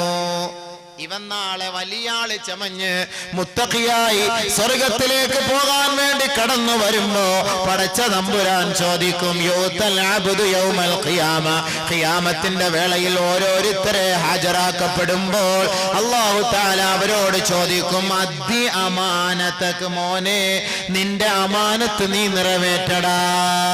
എന്താണ് എന്റെ അമാനത്ത്? ഓർത്തു നോക്ക്. ഇന്ന പാതിരാ സമയത്ത് ഇന്ന പുരയിടത്തിൽ കയറി കരിക്ക് വെട്ടിയിട്ട് തിന്നില്ലേ? ഇന്ന പള്ളിയിൽ വെച്ച് ജുമാ നമസ്കാരത്തിൽ പങ്കെടുത്തപ്പോ ആദ്യമായിട്ട് ഇറങ്ങിപ്പോയി നല്ല ചെരുപ്പടിച്ചു മാറ്റിക്കൊണ്ട് പോയില്ലേ? ഇന്ന കടയിൽ നിന്നെ ജോലിക്ക് ഏൽപ്പിച്ചപ്പോൾ ആ ജോലിക്കാരനായി നിന്നുകൊണ്ട്, മുതലാളിയുടെ വിശ്വസ്തനായി നിന്നുകൊണ്ട് ആസ്മയുടെ പണി നടത്തിയില്ലേ? ആസ്മ എന്ന് പറഞ്ഞ വലുവ്, പൈസയുടെ വലുവ്, റിയാലിന്റെ വലിവ്. പെതുക്കെ നീ വലിച്ച് അടിച്ചു മാറ്റിയില്ലേ? എത്രയെത്ര ബൈക്കുകൾ കൊണ്ട് നിരത്തി വെച്ചപ്പോ പെട്രോൾ ഊറ്റിയില്ലേ? എത്രയെത്ര സഹോദരങ്ങളുടെ വീട്ടിൽ കയറി റബ്ബർ ഷീറ്റ് മോട്ടിച്ചില്ലേ? എത്ര സഹോദരങ്ങൾ പള്ളിയിൽ മറന്നു വെച്ചിട്ട് പോയ വാച്ച് നീ അടിച്ചു മാറ്റിക്കൊണ്ട് പോയില്ലേ? പള്ളിയുടെ കാണിക്ക വഞ്ചിയിൽ ഇടാൻ വേണ്ടി ബസ്സിൽ നിന്ന് എറിഞ്ഞ പൈസ അത് നിന്റെ പോക്കറ്റിലേക്ക് നീ താഴ്ത്തിയില്ലേ? അദ്ദി അമാനതക, അതൊക്കെ ഇങ്ങോട്ട് വീട്ട് അല്ലാഹ് ചോദിക്കുകയാണ്. ഉടനെ ഇവൻ പറയും, ഐ റബ്ബി കൈഫ, പടച്ചവനെ ഞാൻ അത് എങ്ങനെയാണ് വീട്ടുന്നത്? ഖദ് ദഹബത്തി ദുനിയാ, ദുനിയാവ് നഷ്ടപ്പെട്ടു പോയല്ലോ. ദുനിയാവിലായിരുന്നെങ്കിൽ ഞാൻ മടക്കി കൊടുക്കുമായിരുന്നു. പക്ഷെ ഇപ്പോൾ ഞാൻ എങ്ങനെയാണ് മടക്കി കൊടുക്കുക? അല്ലാഹ്, ദുനിയാവിലായിരുന്നേ ഉണക്കത്തേങ്ങാൻ കൊടുക്കാറുണ്ട്. വെറുതെ 3 രൂപയുടെ ഉണക്കത്തേങ്ങ എടുത്ത് പടച്ചവനെ ഇത്രയും നിസ്കരിക്കുക ഇബാദത്തും ചെയ്ത് ആ തേങ്ങയുടെ പേരി ഞാൻ നരകത്തിൽ പോകേണ്ടി വന്നല്ലോ. അല്ലാഹ് ശപിക്കും. കാര്യമില്ല ശപിച്ചിട്ട്. അവിടെ തെങ്ങുമില്ല, പുരയിടമില്ല, ഇതൊന്നും കാണാനും പറ്റൂല. വല്ലവന്റെ മൊബൈൽ സുജൂതി കിടന്നപ്പം പതുക്കെ അടിയിൽ കൂടെ കൈയിട്ടെടുത്ത് മാറ്റിക്കൊണ്ട് പോവാ. പടച്ച തമ്പുരാനെ, തറാവീഹ് നമസ്കരിക്കാൻ വരുമ്പോൾ മൊബൈൽ വീട്ടിൽ വെച്ചിട്ട് വരണേ. കാണിരുന്ന് ഉറങ്ങിപ്പോയാൽ മൊബൈൽ കാണൂല. പിന്നെ പള്ളിയിൽ നിന്ന് കട്ടുകൊണ്ട് പോവാ, കൂലി കൂടുതൽ കിട്ടും ഇല്ലേ? പള്ളിയിൽ നിന്ന് അടിച്ചു മാറ്റുമ്പോൾ കൂലി കൂടുതൽ കിട്ടുമല്ലോ. ആലോചിച്ച് നോക്കി. എടുത്തോണ്ട് പോകുന്നതിന് ആരുടെയെങ്കിലും സാധനം എടുക്കുന്നില്ലെന്ന് ഇവിടെ ആർക്കും ഒരു പ്രശ്നവും ഇല്ല. എടുത്തു മാറ്റിക്കൊണ്ടു പോകും. എന്നിട്ട് നിസ്കരിക്കും, ദുആ ചെയ്യും. ഓ എല്ലാം ഓക്കെ, അല്ലാഹ് എല്ലാം കണ്ടോണ്ടിരിക്കുക, അങ്ങ് വാ. അല്ലാഹ് എല്ലാം കണ്ടോണ്ടിരിക്കുക, നീ എടുക്കുന്നൊക്കെ. പക്ഷെ അല്ലാഹ് എന്താ ഒന്നും അറിയിക്കാത്ത എന്താ? നീ അങ്ങ് പരീക്ഷാ ഹാൾ, ഇത് പരീക്ഷാ ഹാളാണ്. പരീക്ഷാ ഹാളില് നമുക്കറിയാവുന്ന സാറാണ് അധ്യാപകൻ, അദ്ദേഹമാണ് ഇതിന്റെ മേൽനോട്ടം വഹിക്കുന്നത്. അപ്പൊ സാറിന് ഏറ്റവും അടുത്ത ഒരു വിദ്യാർത്ഥി, സാറിന്റെ ഇഷ്ടപ്പെട്ട ഒരു വിദ്യാർത്ഥി ഈ ചോദ്യങ്ങൾക്കെല്ലാം തെറ്റായ മറുപടിയാണ് എഴുതിക്കൊണ്ടിരിക്കുന്നത്. സാറ് നോക്കും, അടുത്ത് പോയി ഇങ്ങനെ നോക്കുകയാണ്, ഇങ്ങനെ നടക്കുമല്ലോ മൂപ്പിൽ അങ്ങോട്ട്. അപ്പൊ നോക്കുമ്പം ഇവൻ അടുത്ത എഴുതുന്ന മൊത്തം തെറ്റാണ്. സാർ എന്തേലും പറയാൻ പറ്റുമോ? അത് മാറ്റി എഴുത്, അത് തിരുത്തി എഴുത്, അത് അങ്ങനെയാണോ ഇങ്ങനെ വല്ലതും പറയാൻ പറ്റുമോ? പരീക്ഷാ ഹാൾ. എന്നാ ക്ലാസ് റൂമിലാണെങ്കിലോ ചെയ്യാൻ പറ്റുമോ? അങ്ങനെ തെറ്റിയാല് വീക്ക് കിട്ടൂല നല്ലത്. അതുകൊണ്ട് ഇത് പരീക്ഷാ ഹാളാണ്. നിങ്ങൾ ചെരുപ്പടിച്ച് മാറ്റണതും, പൈസ അടിച്ചു മാറ്റണതും, റബ്ബർ ഷീറ്റ് മോട്ടിക്കണതും, തേങ്ങ എടുക്കണതും, കരിക്ക് വെട്ടണതും, പശുവിനെ അഴിച്ചുകൊണ്ട് പോണതും, കോഴിയെ പിടിച്ച് അതിൽ നിന്ന് കോഴിക്കൂട്ടിൽ നിന്ന് എടുത്ത് രാത്രി ഫ്രൈ അടിച്ച് തിന്ന് പിന്നെ മറ്റേ മണിച്ചം വാട്ടറിൻ്റെ കൂടെ കുടിക്കുന്നതും, ഇതെല്ലാം അല്ലാഹ് കാണുന്നുണ്ട്. കഷ്ടപ്പെട്ട് അധ്വാനിച്ച് ചീനി കൃഷി നടത്തും. നേരം വെളുക്കുമ്പോൾ എല്ലാം പുഴുതുകൊണ്ട് പോകും. പഹയന്മാര് ഇത് രക്ഷപ്പെടുവോ? ഇവരൊക്കെ ഇത് ഈ ചീനിയുടെ ഇതുമായിട്ട് മൂടുമായിട്ട് വരണം നാളെ ആഖിറത്തിൽ. ഇവ അള്ളാഹിന്റെ അടുക്ക പറയാ, പടച്ചവനെ ഒന്നും ഇല്ലല്ലോ അല്ലാഹ്, ദുനിയാവ് നഷ്ടപ്പെട്ടു, ഞാൻ ഇപ്പൊ എവിടുന്ന എടുത്തു തരിക? എവിടുന്ന് എടുത്തെന്ന് കാണിച്ചു തരാം. ഉടനെ അല്ലാഹു തആല പറയും മലക്കുകളോട്, ഇൻതലിഖൂ ബിഹി ഇലൽ ഹാവിയ, ഇവനെ ഹാവിയ എന്ന നരകത്തിലേക്ക് വലിച്ചെറിയുക. ഫയുൻതലഖു ബിഹി ഇലൽ ഹാവിയ, ഹാവിയയിലേക്ക് ഇവനെ തള്ളപ്പെടുമ്പോൾ അവൻ നരകത്തിന്റെ ഏറ്റവും അടിത്തട്ടിലേക്ക് മുഖം കുത്തപ്പെട്ട നിലയിൽ വന്ന് കമിഴ്ന്നടിച്ച് വീഴുമ്പോൾ ഫയറാഹാ ഫയഅരിഫുഹാ കഹൈഅതിഹാ യൗമ ദുഫിഅത ഇലൈഹി. ഇവൻ ഇങ്ങനെ നോക്കുമ്പോ പടച്ച തമ്പുരാനെ അന്നടിച്ചു മാറ്റിയ തേങ്ങ, അന്നത്തെ മൊബൈല്, റിയാലുകള്, ദിർഹമുകള്, ഡോളറുകള്, പെട്രോള്, ഉണക്കത്തേങ്ങ, റബ്ബർ ഷീറ്റ്, കോഴി, ആട്ടുംകുട്ടി എല്ലാം നിരന്നിങ്ങനെ കിടപ്പുണ്ട്. ഫയഹ്മിലുഹു അലാ മൻകിബൈ, ഇത് മുഴുവനും എടുത്ത് അവന്റെ തോൾ ഭുജത്തിലേക്ക് എടുത്ത് വെക്കും. എന്നിട്ട് നേരെ അള്ളാന്റെ അടുക്കലേക്ക് പിടിച്ച് കയറി വരും. ഫയളുന്നു അന്നഹു ഖാരിജുൻ, എങ്ങനെയെങ്കിലും ഈ ഉത്തരവാദിത്തപ്പെട്ട മുതൽ കൊടുത്തിട്ട് രക്ഷപ്പെടാമെന്ന വ്യാജേന ഇവനിങ്ങനെ കയറി വരുമ്പോൾ അള്ളാന്റെ അടുക്കലേക്ക് വന്നിട്ട് പറയും, ഏ അല്ലാ, ഇതാ ഈ ഉത്തരവാദിത്തപ്പെട്ട മുതലെല്ലാം എന്റെ ചുമലിലുണ്ട് തമ്പുരാനെ. അള്ളാന്റെ അടുക്കലേക്ക് അവൻ കാണിക്കുമ്പോ വീണ്ടും അള്ളാഹു പറയും, ആ പഹേനെ അടിച്ചു വീണ്ടും നരകത്തിലേക്ക് വലിച്ചെറിയുക. വീണ്ടും അവനെ അടിച്ചു നരകത്തിലേക്ക് ഇടുകയാണത്രേ. അങ്ങനെ വീണ്ടും അവൻ അവസാനത്തെ തട്ടിലേക്ക് വന്ന് വീഴുന്നു. അതേപോലെ ആ ഒരവസ്ഥ തുടർച്ചയായി വിചാരിക്കവന്റെ ശിക്ഷ. പിന്നെ എടുക്കും, വീണ്ടും മുകളിലേക്ക് വരും, വീണ്ടും അടി താഴോട്ട് വരും, പിന്നെ എടുക്കും, മുകളിലേക്ക് പോകും, വീണ്ടും അടി താഴേക്ക് വരും. എന്തിനായി ഉണക്കത്തേങ്ങാക്ക് വേണ്ടി അടി കൊള്ളാൻ പോണത്? ഒഴിവാക്കി കൂടെ. വല്ലരും ആരുടെയെങ്കിലും അങ്ങോട്ടും ഇങ്ങോട്ടൊക്കെ എടുത്ത് മാറ്റിട്ടുണ്ടെങ്കിൽ കൊടുത്ത് വിട്ടേരെ. ചെരുപ്പ് ഇപ്പൊ നമ്മൾ പറയാൻ പറ്റൂല, കൊണ്ടുവന്ന് ഇട്ടിട്ട് അങ്ങ് മിണ്ടാതെ സ്ഥലം വിട്ടു, ചോദിക്കാൻ നിൽക്കണ്ട. സീറ്റ് വല്ലതും എടുത്തിട്ടുണ്ടോ, ആ പൈസ അവിടെ വീട്ടിൽ കൊണ്ടിട്ടേരെ, പറയാൻ പറ്റൂലല്ലോ. ഇല്ലെങ്കിൽ പരസ്യമായിട്ടൊരു പൊരുത്തം ചോദ്യര്, പരസ്യമായിട്ട് ഇപ്പൊ ഇങ്ങനെ വെച്ച് അള്ളാഹു സഹോദരങ്ങൾ, നമ്മളൊന്നും അങ്ങനെ ചെയ്ത് കാണത്തില്ല, ഒരു കളിപ്പി അതങ്ങനെ ചെയ്ത് കാണൂല. എങ്കിലും നമ്മൾ എന്തെങ്കിലുമൊക്കെ ചെയ്തിട്ടുണ്ട് നിങ്ങൾ പുറത്ത് തന്നേക്കണേ, ഞാൻ പൊറത്തിരിക്കുന്നു, നിങ്ങൾ എൻ്റെ എന്തെല്ലാം സാധനം എടുത്തിട്ടുണ്ടെങ്കിലും ഇയാളുടെ കയ്യിലും ഉണ്ടായിട്ട് വേണ്ടേ, അത് എന്തെല്ലാം എഴുതി നിങ്ങൾ പൊരുത്തപ്പെട്ട്, ഞാൻ പൊരുത്തപ്പെട്ടിരിക്കുന്നു, നിങ്ങൾ എനിക്കും പൊരുത്തപ്പെട്ട് തരണേ എന്ന് പറഞ്ഞാൽ അൽഹംദുലില്ലാ ഓക്കെ. ഇല്ലെങ്കിൽ വല്ലാഹി അല്ലാഹുവാണ് സത്യം, നമ്മൾ ഈ ചെയ്യുന്ന അമൽ അവിടെ കൊണ്ടുപോയിട്ട് വേസ്റ്റ്, ഒന്നിനും ഫായിദയില്ല. അതാണ് മഹാന്മാരായ മശായിഖന്മാർ രഹസ്യത്തിലും പരസ്യത്തിലും അല്ലാഹയെ ഭയന്നിട്ട് ഈ ദിക്റുകൾ ചൊല്ലാൻ തുടങ്ങിയത്. എന്താ ഔലിയാക്കളുടെ ക്വാളിഫിക്കേഷൻ? എന്താ? BA യോ MBA യോ MA യോ MTech ഓ? എന്താ അവരുടെ ക്വാളിഫിക്കേഷൻ? അവർ 2 ഡിഗ്രി എടുത്തിട്ടുള്ളൂ. അലാ ഇന്ന ഔലിയാ അല്ലാഹി ലാ ഖൗഫുൻ അലൈഹിം വലാ ഹും യഹ്സനൂൻ അല്ലദീന ആമനൂ വകാനൂ യത്തഖൂൻ. അല്ലാഹുവിന്റെ ഔലിയാക്കൾക്ക് ഭയപ്പാട് വേണ്ട, പ്രയാസം വേണ്ട, ഖേദം വേണ്ട, ദുഃഖം വേണ്ട, ആരെയും പേടിക്കേണ്ട കാര്യമില്ല. അവർ അല്ലാഹുവിനെ മാത്രം ഭയപ്പെടുന്നവരാണ്. അവർക്കുള്ള ക്വാളിഫിക്കേഷൻ എന്താണ്? അല്ലദീന ആമനൂ, അവർ വിശ്വസിച്ചവരായിരുന്നു, വകാനൂ യത്തഖൂൻ, തഖ്വയുള്ളവരായിരുന്നു. ബഹുമാനപ്പെട്ട മുഹീദ്ദീൻ ശൈഖ് റഹ്മത്തുള്ളാഹിയുടെ ബാപ്പയുടെ തഖ്വയാണ് ബഹുമാനപ്പെട്ട മുഹീദ്ദീൻ ശൈഖ് റഹ്മത്തുള്ളാഹി ഒരു കോലത്തിൽ വരാൻ കാരണം. ബഹുമാനമുള്ള സഹോദരങ്ങളെ, ഒരു പുഴയിലൂടെ ഒഴുകി വന്ന ഒരു പഴമെടുത്ത് കഴിച്ചുപോയി. പുഴയിലൂടെ ഒഴുകി വന്നാണ് കഴിച്ചുപോയി. പക്ഷെ ഇത് അള്ളാഹു, ഇത് ആരുടേതാണ് പടച്ചവനെ? വാപ്പാക്ക് വെപ്രാളം. ജീലാനി റഹ്മത്തുള്ളാഹിയുടെ വാപ്പാക്ക് വെപ്രാളം. നേരെ ഓടി, ആ വരുന്ന വഴിയിൽ കരയിലൂടെ ഓടി പോയപ്പോൾ ഇന്ന ഒരു പുരയിടത്തിൽ കണ്ടു, അതിങ്ങനെ ഒരു ശിഖരം, ഒരു പഴത്തിന്റെ മരക്കൊമ്പ് വെള്ളത്തിലേക്ക് കിടക്കുന്നു, ഇതിൽ നിന്നായിരിക്കാം. മുതലാളിയെ കണ്ടു, ഇതിൽ നിന്നൊരു പഴം ഞാൻ എടുത്ത് തിന്നുപോയി, എന്ത് വേണമെങ്കിലും ചെയ്യാം, ഇവിടെ ജോലി ചെയ്. സൂക്ഷ്മത കണ്ടോ? അവിടെ വർഷങ്ങളോളം ജോലി ചെയ്ത് വിശ്വാസ്യത പുലർത്തിയതിന്റെ പേരിൽ അദ്ദേഹം, ആ തോട്ടത്തിന്റെ ഉടമസ്ഥൻ, വിവാഹം കഴിപ്പിച്ചു കൊടുത്ത തന്റെ ഫാത്തിമ എന്ന മകളുടെ ഓമന പുത്രനാണ് ബഹുമാനപ്പെട്ട അബ്ദുൽ ഖാദിർ ജീലാനി ഖദ്ദസല്ലാഹു സിർറഹുൽ അസീസ്. ബാപ്പായ്ക്ക് തഖ്വ ഉണ്ടായിരുന്നു, മോനും ഉണ്ടായി. മനസ്സിലായില്ലേ? അങ്ങനെ ജീവിച്ചത്, അതാണ് തഖ്വ. അല്ലാഹ് കൂടെ ഉണ്ട്. മുഹീദ്ദീൻ ശൈഖ് റഹ്മത്തുള്ളാഹിയോടും ബാക്കി 2 മഹാന്മാരോടും ഒരു കോഴി അറുത്തു കൊണ്ടുവരാൻ വേണ്ടി കൊടുത്തുവിട്ട് ആരും കാണാതെ അറുത്തു കൊണ്ടുവരണം. 2 പേര് കാട്ടിന്റെ സൈഡിൽ പോയി നോക്കിയപ്പോൾ ആരുമില്ല, അറുത്തുണ്ടെന്ന്. മുഹീദ്ദീൻ ശൈഖ് റഹ്മത്തുള്ളാഹി അതേപോലെ മടങ്ങിക്കൊണ്ടു. എന്താ ഉസ്താദ് ചോദിച്ചു, എന്തേ? അത് ആരെയും കാണാതെ അറക്കാൻ കഴിഞ്ഞില്ല, അള്ളാഹു കണ്ടുകൊണ്ടിരിക്കുന്നു. അള്ളാഹു നാളിരി, മനസ്സിലായോ? അള്ളാഹു നാളിരി, അതാണ് അതിന്റെ അർത്ഥം. അതൊന്നും മനസ്സിലാക്കിയാൽ കൊള്ളാം എല്ലാ ഉമ്മത്തും.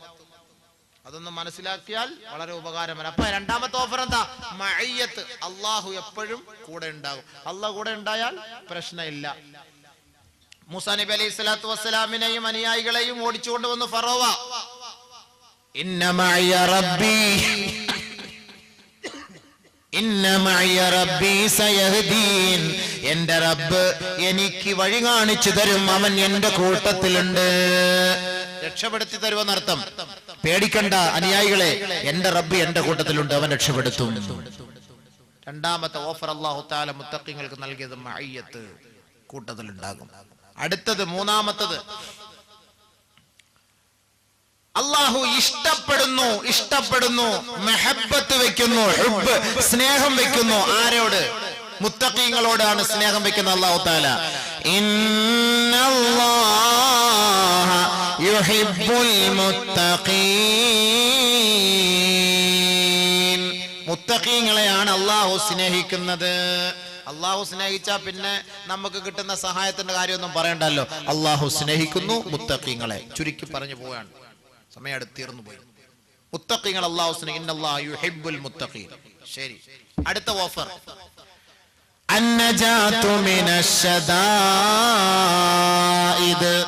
നേരത്തെ അദാവത്തിൽ നിന്നാണ്. അന്നജാതു മിനൽ അഅദാ, വിരോധികളിൽ നിന്ന് അള്ളാഹുവിന്റെ സഹായം തരും മുത്തഖീങ്ങൾക്ക്. ഇപ്പോൾ മിനശ്ശദായിദ്, പട്ടിണി, പ്രയാസം, ദുഃഖം, ദുരിതം, രോഗങ്ങൾ, ഇതേപോലുള്ള പ്രശ്നങ്ങളും ബുദ്ധിമുട്ടുകളും നിങ്ങൾക്കുണ്ടോ സഹോദരി സഹോദരന്മാരെ? തീർച്ചയായും നിങ്ങൾ അള്ളാഹുവിനെ മുറുകെ പിടിക്കാൻ, അള്ളാഹു നിങ്ങൾക്ക് രക്ഷ നൽകും. ومن يتق الله يجعل له مخرجا ويرزقه من حيث لا يحتسب ومن يتوكل على الله فهو حسبه إن الله بالغ أمره قد جعل الله لكل شيء قدرا ومن يتق الله يدرى الله ഭയപ്പെടുന്നുവോ يجعل له مخرجا, സകലമായ പ്രശ്നങ്ങളിൽ നിന്നും, സങ്കീർണമായ പ്രശ്നങ്ങളിൽ നിന്നും, പ്രതിസന്ധിയുടെ സാഹചര്യങ്ങളിൽ നിന്നും അല്ലാഹു അവന് രക്ഷപ്പെടാനുള്ള ഒരു സന്ദർഭവും ഒരു വഴിയും അല്ലാഹു അവന് നൽകുമെന്ന് പരിശുദ്ധ ഖുർആൻ. പട്ടിണിയുടെ പേരിൽ ദുഃഖിക്കേണ്ട, പട്ടിണിയുടെ പേരിൽ ദുഃഖിക്കണ്ട, ദാരിദ്ര്യത്തിന്റെ പേരിൽ ദുഃഖിക്കണ്ട, കടത്തിന്റെ പേരിൽ നീ ദുഃഖിക്കണ്ട. നീ അല്ലാഹുവിനെ മുറുകെ പിടിക്കാൻ തയ്യാറുണ്ടോ? യജ്അൽ ലഹു മഖ്റജാ, നിനക്ക് രക്ഷപ്പെടാനുള്ള ഒരു തുറന്ന അവസരം അല്ലാഹു നിനക്ക് തുറന്നു തരുമെന്ന് പരിശുദ്ധ ഖുർആൻ. ഒരു എക്സിറ്റ്, ഒരു പോംവഴി അല്ലാഹു നിനക്ക് തുറന്നു തരും നീ പടച്ചവനെ ഭയപ്പെട്ടാൽ. വയർസുഖുഹു മിൻ ഹൈസു ലാ യഹ്തസിബ്, കച്ചവടം നടത്തിയിട്ട് പൊട്ടിപ്പോകുന്നു, രക്ഷയില്ല. കച്ചവടത്തിൽ ഒരു പ്രയോജനവുമില്ല. കടം കൊണ്ട് സഹിക്കാൻ കഴിയില്ല, മക്കളെ പഠിപ്പിക്കാൻ കഴിയുന്നില്ല, പട്ടിണിയിലാണ്, മുഴുപട്ടിണിയിലാണ്, അർദ്ധ പട്ടിണിയിലാണ്. പരിഹാരം ഒരേ ഒരു പരിഹാരം മാത്രമേയുള്ളൂ, മടങ്ങുക അല്ലാഹുവിലേക്ക്, തഖ്വയോടെ ജീവിക്കുക എങ്കിൽ.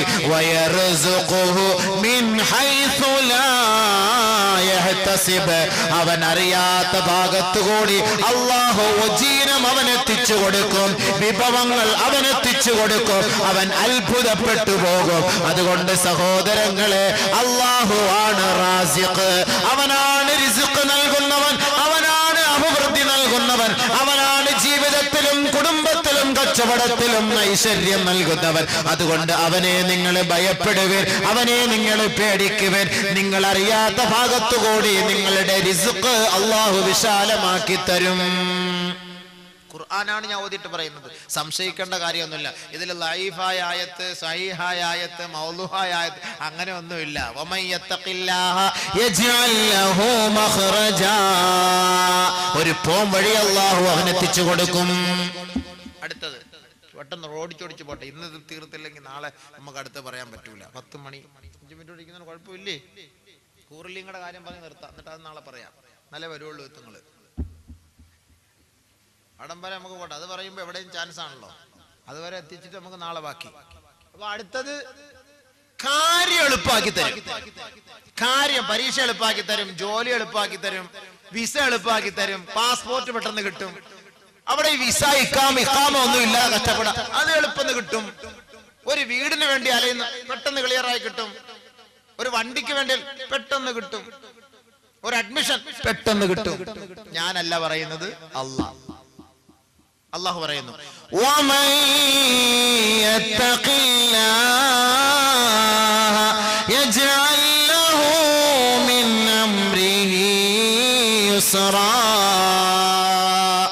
ആരൊരാൾ അല്ലാഹുവിനെ ഭയപ്പെടാൻ തയ്യാറുണ്ടോ, അവനെ പേടിക്കാൻ തയ്യാറുണ്ടോ, അവനെ വഴിപ്പെടാൻ തയ്യാറുണ്ടോ, അവനെ ആരാധിക്കാൻ തയ്യാറുണ്ടോ, യജ്അൽ ലഹു മിൻ അംരിഹി യുസ്റാ, അവന്റെ കാര്യങ്ങൾ അല്ലാഹു എളുപ്പത്തിലാക്കി കൊടുക്കും. പോരെ ഖുർആൻ ശരിയല്ലേ? എളുപ്പമാക്കി കൊടുക്കും, കാര്യം എളുപ്പമാക്കി തരും അല്ലാഹു. യജ്അൽ ലഹു മിൻ അംരിഹി യുസ്റാ. നമ്മൾ ദുആ ചെയ്യും, അല്ലാഹുമ്മ യസ്സിർ അസീറനാ വസഹിൽ ഉമൂറനാ, ഞങ്ങളുടെ കാര്യവും കഷ്ടപ്പാടും ഒക്കെ എളുപ്പമാക്കി താ അല്ലാഹ്, ഒന്ന് ലളിതമാക്കി താ അല്ലാഹ്, ബുദ്ധിമുട്ടൊന്ന് മാറ്റി താ അല്ലാഹ് എന്ന് നമ്മൾ ദുആ ചെയ്യുന്നുണ്ടല്ലോ. അല്ലാഹ് എളുപ്പമാക്കി തരും. എപ്പോൾ? വമൻ യത്തഖില്ലാഹ, ആരൊരാൾ അല്ലാഹുവിനെ ഭയപ്പെടുന്നുവോ, യജ്അൽ ലഹു മിൻ അംരിഹി, അവന്റെ കാര്യത്തിന് അല്ലാഹു ആക്കി കൊടുക്കും യുസ്റാ, എളുപ്പമായ മാർഗം. എല്ലാ കാര്യം എളുപ്പമാവും. അള്ളാഹെ പേടിച്ചിട്ട് ഒന്ന് വന്ന് നിസ്കരിച്ച് ഇബാദത്ത് നോക്ക്, വിസ കിട്ടുമല്ലോ എന്നറിയാം. ഇനി അതിന് വേണ്ടി വരാൻ നിൽക്കണ്ട. അതിന് വേണ്ടി വരാൻ നിൽക്കുമ്പോഴാ പ്രശ്നം. കല്യാണം കഴിച്ച് വർഷങ്ങളായി മക്കളില്ല, വാ അല്ലാഹുവിലേക്ക് അടുക്ക്, പടച്ചവനോട് ചോദിക്ക്, അല്ലാഹു നിങ്ങൾക്ക് എളുപ്പമാക്കി തരും കാര്യം. ചോദിച്ചോ. ബഹുമാനപ്പെട്ട ഇബ്രാഹിം നബിക്ക് കൊടുത്തില്ലേ? 80 വയസ്സായപ്പോ സക്കരിയ നബിക്ക് കൊടുത്തില്ലേ? വർഷങ്ങളായപ്പോ കൊടുത്തില്ലേ? നിങ്ങൾക്ക് അല്ലാഹ് തരും. അവർക്ക് കൊടുക്കാൻ കഴിവുള്ള അള്ളാഹ്ക്ക് പിന്നെ നിങ്ങൾക്ക് ഒരു കുട്ടിയെ തരണം, ഇത്ര പാട് തരും അല്ലാഹു. പക്ഷേ തഖ്വ, വമൻ യത്തഖില്ലാ, അല്ലാഹെ ഭയപ്പെട്, അല്ലാഹ് എളുപ്പമാക്കി തരും കാര്യങ്ങൾ. യജ്അൽ ലഹു മിൻ അംരിഹി യുസ്റാ, കാര്യങ്ങൾ അല്ലാഹ് എളുപ്പമാക്കി തരും. ഇനി അല്ലാഹു സുബ്ഹാനഹു വ തആല 2 ഓഹരി തരും. നമ്മുടെ വീട്ടിൽ നിന്ന് വാപ്പാടെ ഓഹരി മാത്രമല്ല, ഉമ്മയുടെ ഓഹരി മാത്രമല്ല, അല്ലാഹ് 2 ഓഹരി തരാന്ന് പറഞ്ഞേക്കാം. അല്ലാഹ് 2 ഓഹരി തരാന്ന്. 2 സെന്റ് സ്ഥലം മതി. അള്ളാന്റെ ഭാഗത്ത് നിന്ന് 2 സെന്റ് സ്ഥലം കിട്ടിയ വലിയ കാര്യമാണ്. അല്ലാഹ് കൊടുക്കുന്ന ഓഹരി ആർക്കാണ്? അല്ലാഹ് കൊടുക്കുന്ന ഓഹരി അവിടെയും അല്ലാഹു തന്നെ പറയട്ടെ, യാ അയ്യുഹല്ലദീന ആമനുത്തഖുല്ലാഹ വആമനൂ ബിറസൂലി യുഅ്തികും കിഫ്ലൈനി മിർ റഹ്മതിഹി വയജ്അൽ ലക്കും നൂറാ തംശൂന ബിഹി വയഗ്ഫിർ ലക്കും വല്ലാഹു ഗഫൂറുർ റഹീം. വിശ്വാസികളെ, നിങ്ങൾ അല്ലാഹുവിനെ ഭയപ്പെട്ടാൽ, അവന്റെ റസൂലിനെ വിശ്വസിച്ചാൽ, ആ ഹബീബായ തങ്ങളുടെ വഴിത്താരയിലൂടെ നിങ്ങൾ സഞ്ചരിച്ചാൽ, യുഅ്തികും കിഫ്ലൈനി മിർ റഹ്മതി, അവന്റെ ഔദാര്യത്തിൽ നിന്ന്, അവന്റെ കാരുണ്യത്തിൽ നിന്ന് 2 ഓഹരി അല്ലാഹു നിങ്ങൾക്ക് നൽകും. വയജ്അൽ ലക്കും നൂറാ, ഒന്നാമത്തെ ഓഹരി അല്ലാഹു തആല നിങ്ങൾക്ക് പ്രകാശം നൽകുകയും തംശൂന ബിഹി, അതുകൊണ്ട് ഏത് അന്ധകാര നിമിടമായ ഇരുണ്ട യാമത്തിലേക്കും ഇരുണ്ട തുരുത്തിലേക്കും യഥേഷ്ടം സഞ്ചരിക്കാനുള്ള സൗകര്യം അല്ലാഹു നിങ്ങൾക്ക് നൽകും.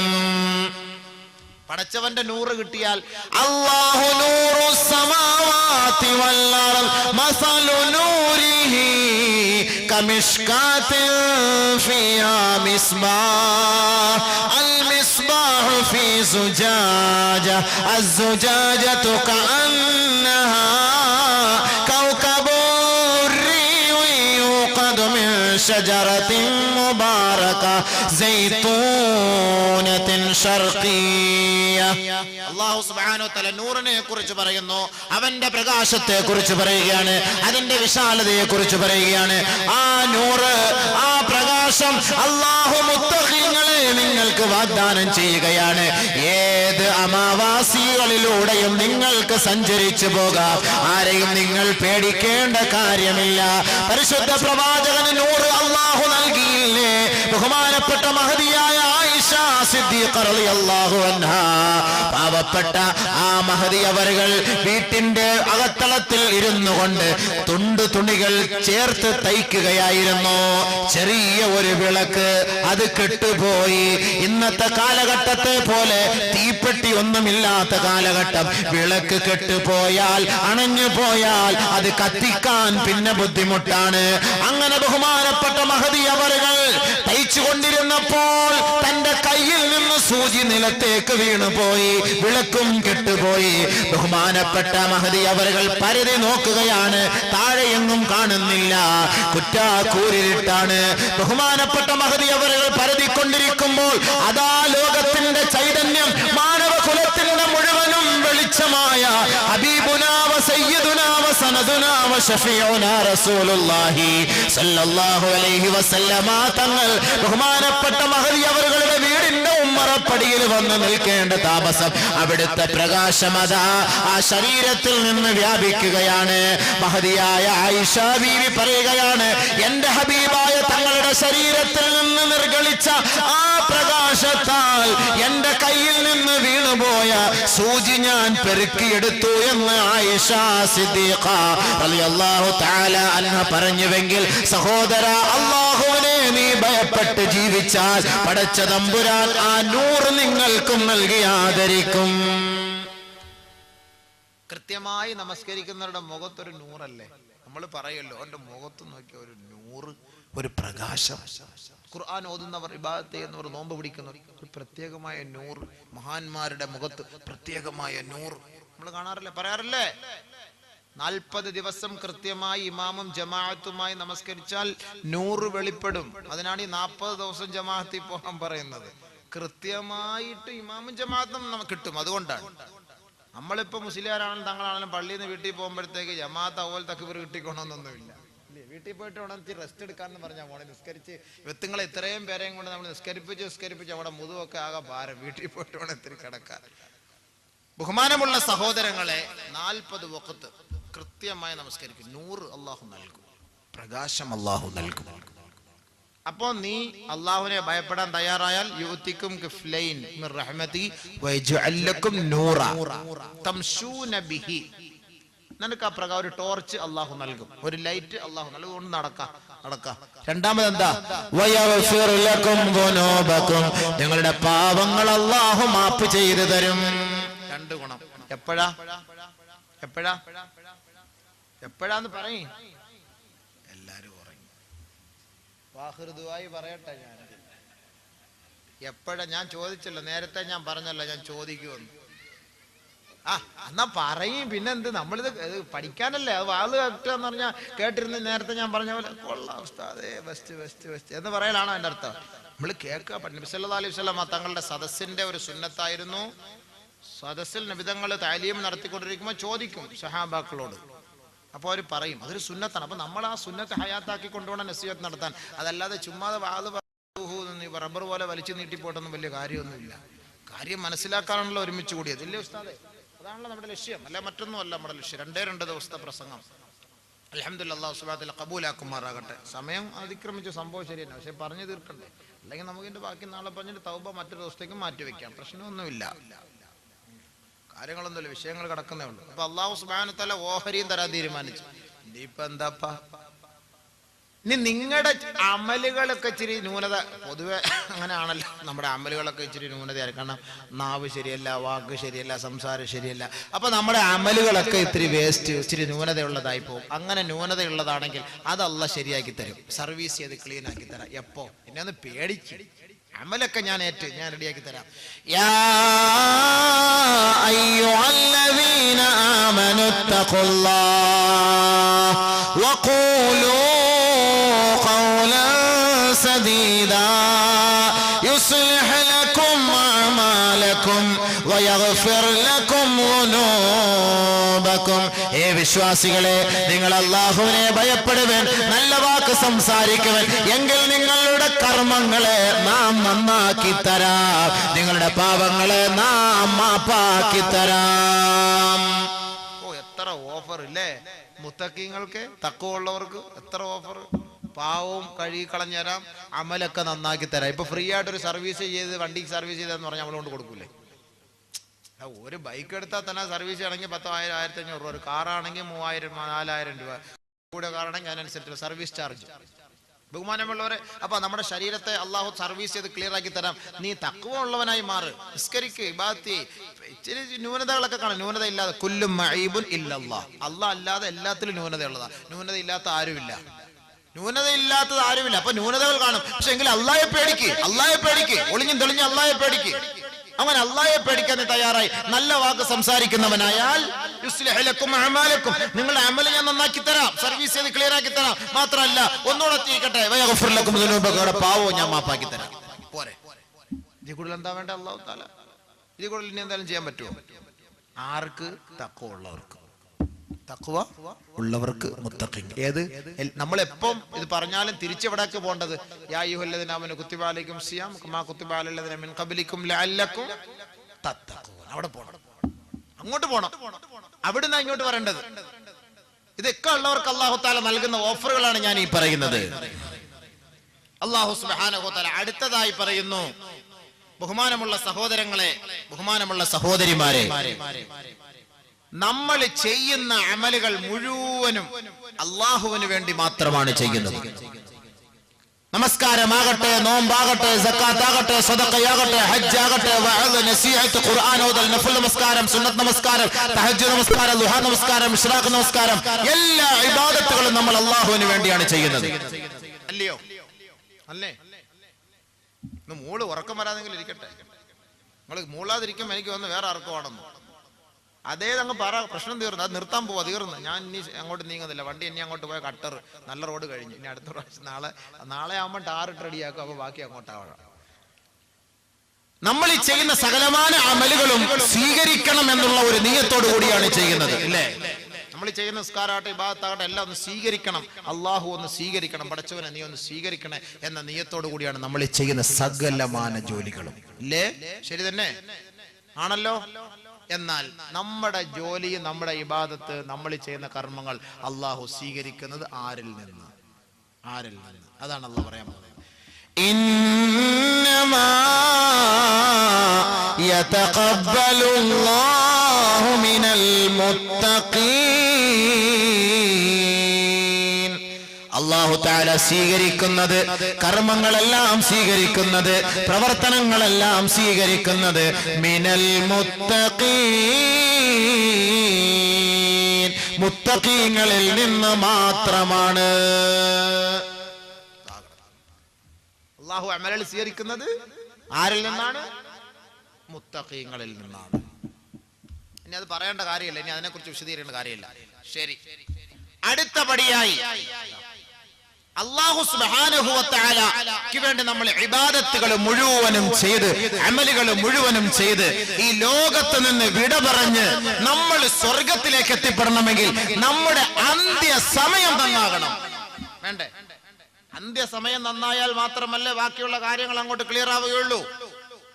നബി സല്ലല്ലാഹു അലൈഹി വസല്ലമ തങ്ങൾ ദുആ ചെയ്യുമായിരുന്നു, അല്ലാഹുമ്മ അഹ്സിൻ ആഖിബതനാ ഫിൽ ഉമൂരി കുല്ലിഹാ വഅജിർനാ മിൻ ഖിസി ദുനിയാ വഅദാബിൽ ആഖിറ. അല്ലാഹുവേ, ഞങ്ങളുടെ ആഖിബത്ത്, സകലമായ കാര്യങ്ങളിലും നീ നന്നാക്കി തരയണമേ തമ്പുരാനെ. ദുനിയാവിന്റെ നിന്ദ്യതകളിൽ നിന്നും നിസാരതകളിൽ നിന്നും പടച്ചവനെ ഞങ്ങളെ നീ രക്ഷപ്പെടുത്തണമേ അല്ലാഹ്. ബഹുമാനമുള്ള സഹോദരങ്ങളെ,